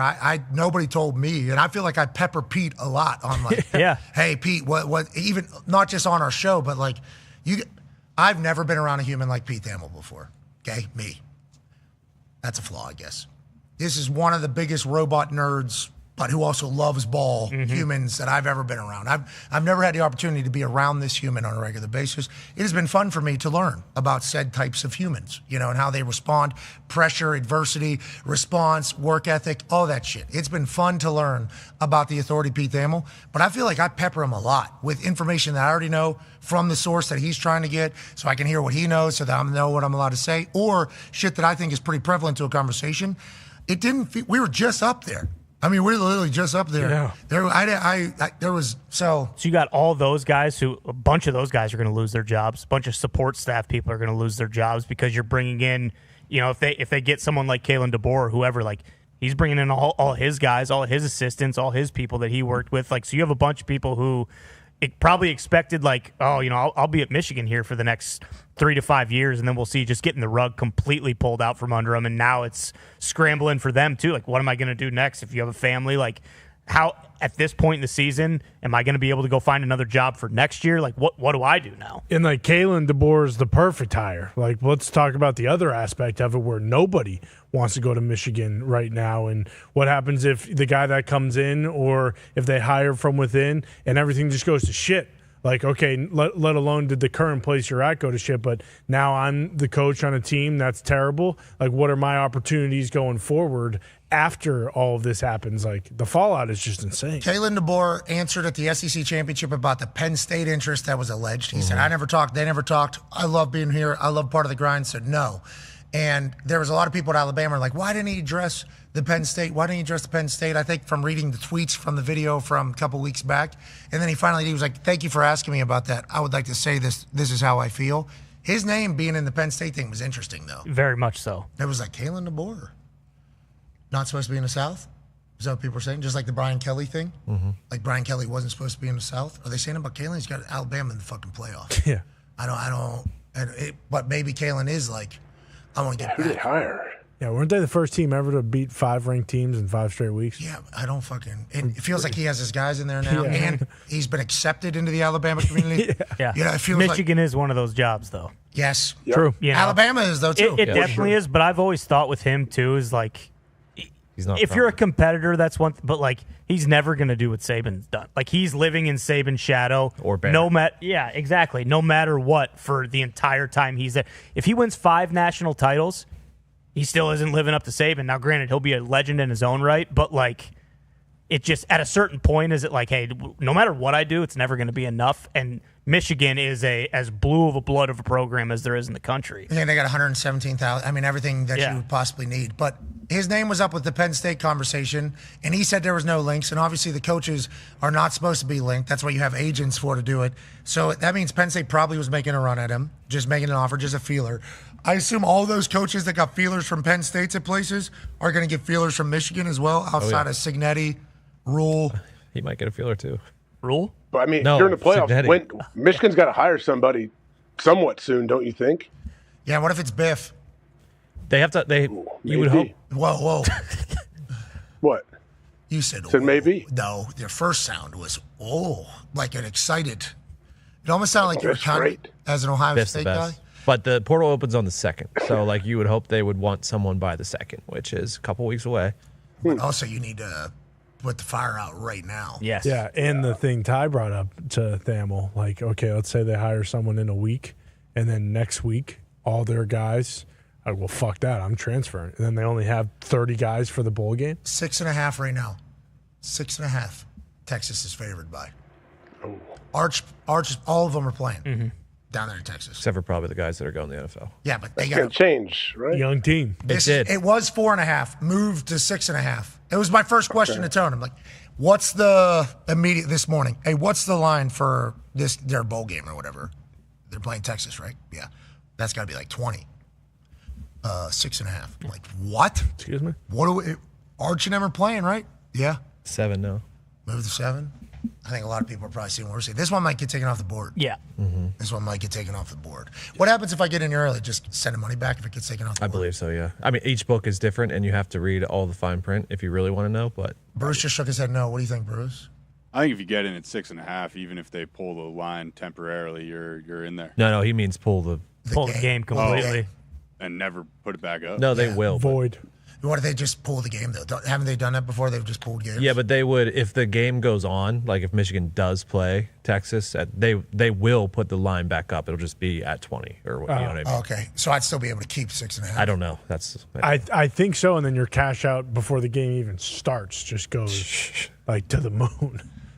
6.5 feels crazy. 7, I guess, is what it is now. Still, that just feels crazy to me. I especially with how hard it is to win a football game. You know, with everything going on. This is so much worse than Penn State. Like you mentioned, the last 14 days before Matt Campbell. Transfer thing is 2 days after that. The transfer portal was 2 days after that. So the amount of money conversations that are happening right now with all of them, I'm sure they're training for this Cheez-It Bowl. Yeah. Hard. What are you saying to future recruits? Like, what are you saying to them? How do you make them feel? You just got to get That's what in there. yeah. You got to stop the bleeding. Like you're telling, I don't know, just because it is NIL and it's all different, but like it is very hard to imagine that the number one running back in the country who's going into his freshman year next year at Michigan hasn't heard from some other school that was recruiting him. Matt Campbell, perhaps, Penn State, who is maybe a more desperate team right now, especially in recruiting, and that's all they're I don't know. It's insane. I mean, you'd imagine that at this point they're praying to God that Alabama gets kind of embarrassed in the first round by Oklahoma, and then they can just put the full court press on DeBoer. And then you can get hopefully DeBoer's recruits. Exactly. From the... Not to mention a couple guys who maybe will transfer from Alabama to Michigan, you know. Alabama would be in a terrible spot then. Big time. Then Saban's in the building still. I saw you. Were you the one that tweeted that, Tone, last night about Kalen DeBoer maybe getting plucked to Michigan, and then who's in the building? Who's the interim coach? Yeah, look who's winning an 8th national championship potentially, Coach Saban. Yeah, a lot of people weren't happy about that. Why? They didn't love that I AI'd Nick Saban. Oh. That was AI? Yeah, I didn't know that. I thought he took that at the Hall of I Fame. thought that was just Santa Claus. Looks pretty sweet. Does it? Just what it looks like. He's still. I got to watch one of those games with him. Vandy, I think. I got to watch Vandy play against him. Alabama, maybe Tennessee. Ooh. Vandy. Wow, this season really all kind of goes together. I think it was Vandy. He's still every play. I mean, they scored a touchdown. He stood up, fixed his hands, didn't even know where to look. Did one of these, and then he just turned back around. The whole stadium's looking at him. Then he sat back down. It's like, oh, this guy. Didn't even say anything. Like I'm standing right behind him. Gumpy, I think you were right next to me, right? Yeah. Me and Gumpy are standing. There's 3 rows of seats, and then there's one of those bars. We're standing at bar. He's second row. Miss Terry's first seat on the outside. That was kind of a rotating seat. Come sit, talk to Coach Saban, the entire thing. But it is Miss Terry's seat. Then it was Coach Saban. And then Grease was right here, and then somebody, and we're kind of standing back here because, you know, it was pretty good. There was a good set. They had a great setup for us, I will say. The Sabans always deliver every single time, which is why he's a goat, she's a goat, they are goats, you get it. But every single play he was living and dying with. Having a conversation with him, yeah, right, he's fucking. Coach, what do you think about that, huh? Yeah. God, I don't like it.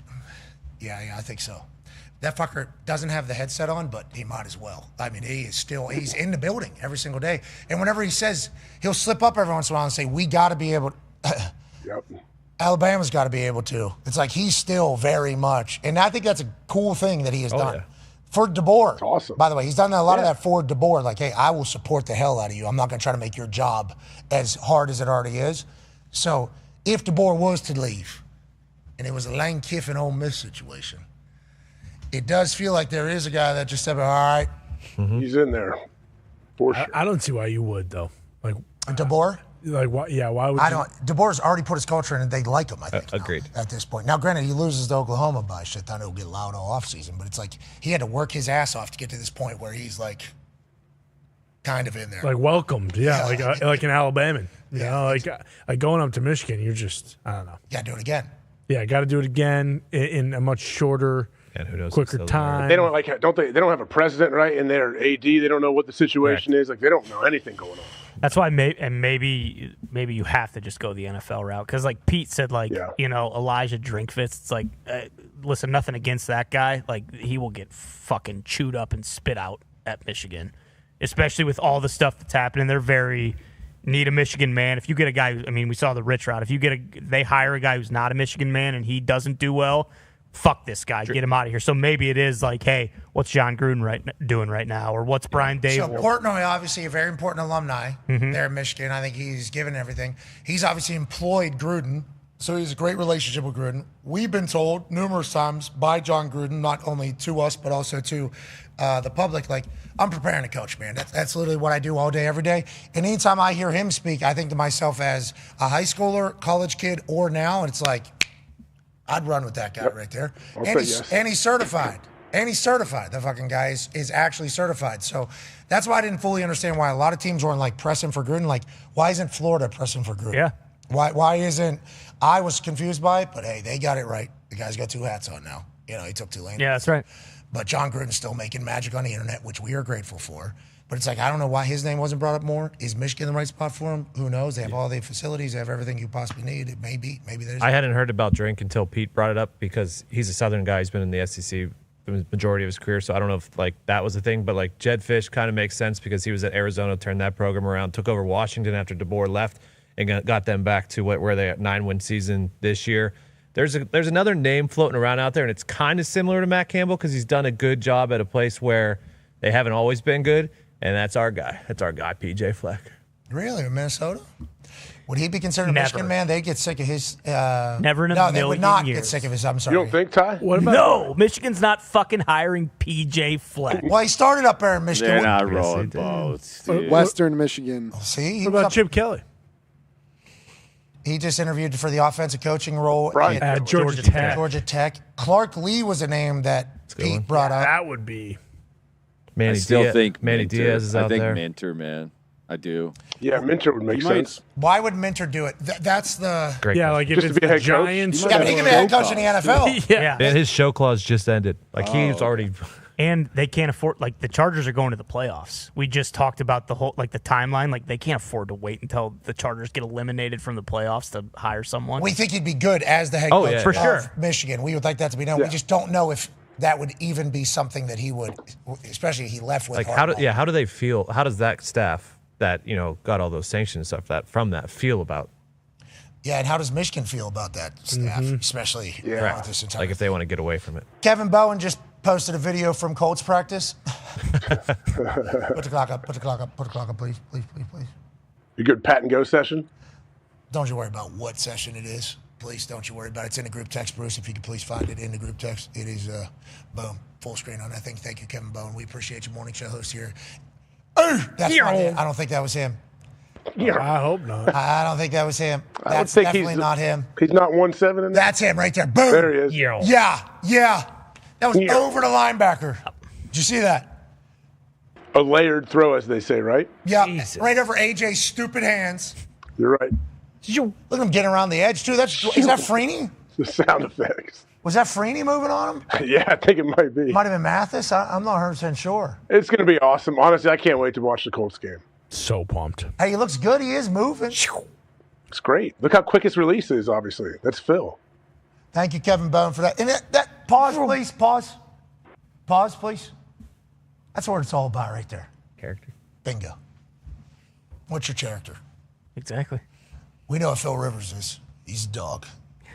And in 73 hours, 42 minutes, and 35 seconds, he's going to showcase that to the entire world once again. Speaking of characters, if Wazowski was on the field for Phil, game over. I think we take Sully or Wazowski at this point. Sully's locked up. Sully's locked up. You can't get him. But signed a 5-year deal with Chargers. We'll see if Howie nuts up. How much is Sully getting paid? Yeah, $380 guaranteed. Million. $520 overall. $530 overall. Oh. Yeah, but the 530 is not real. It's the guaranteed money always with these contracts is with the one that we're really looking at. Yeah, but the incentive just after one game, I mean, he's a quarter of the way there on his incentives. 2 touchdowns, 2 interceptions, 2 fumble forced, 2 fumble recovered. Bunch of sacks. Yeah, so. All right, we'll take Wazowski, I guess, if we can get him. Wazowski's a good player. You'll be happy with him. Let's make some picks for tonight's game. Let's get the hell out of here. AJ, NFC South on Amazon Prime. Falcons, Bucks, Kirk, Baker, Mike Evans is back. Drake London is out. Raheem Morris is obviously feeling the heat around him in Atlanta. They're 4-9, taking on a team that's still trying to win the NFC South. Fresh off of losses, both of these teams. AJ, who do you like? How do you like it? Man, I know, as Coach Mike, we heard him say it's a lot of points in division, but I like the Tampa Bay Buccaneers. I like Baker Mayfield and what they're doing. Obviously, Mike Evans coming back. Let's go, Bucs. I think they win and they cover this. I agree. I'll ride with you into tomorrow, and I won't be live from anywhere tomorrow. I'll be right here. I'm so thankful, so pumped to be here. John Cena will be right here.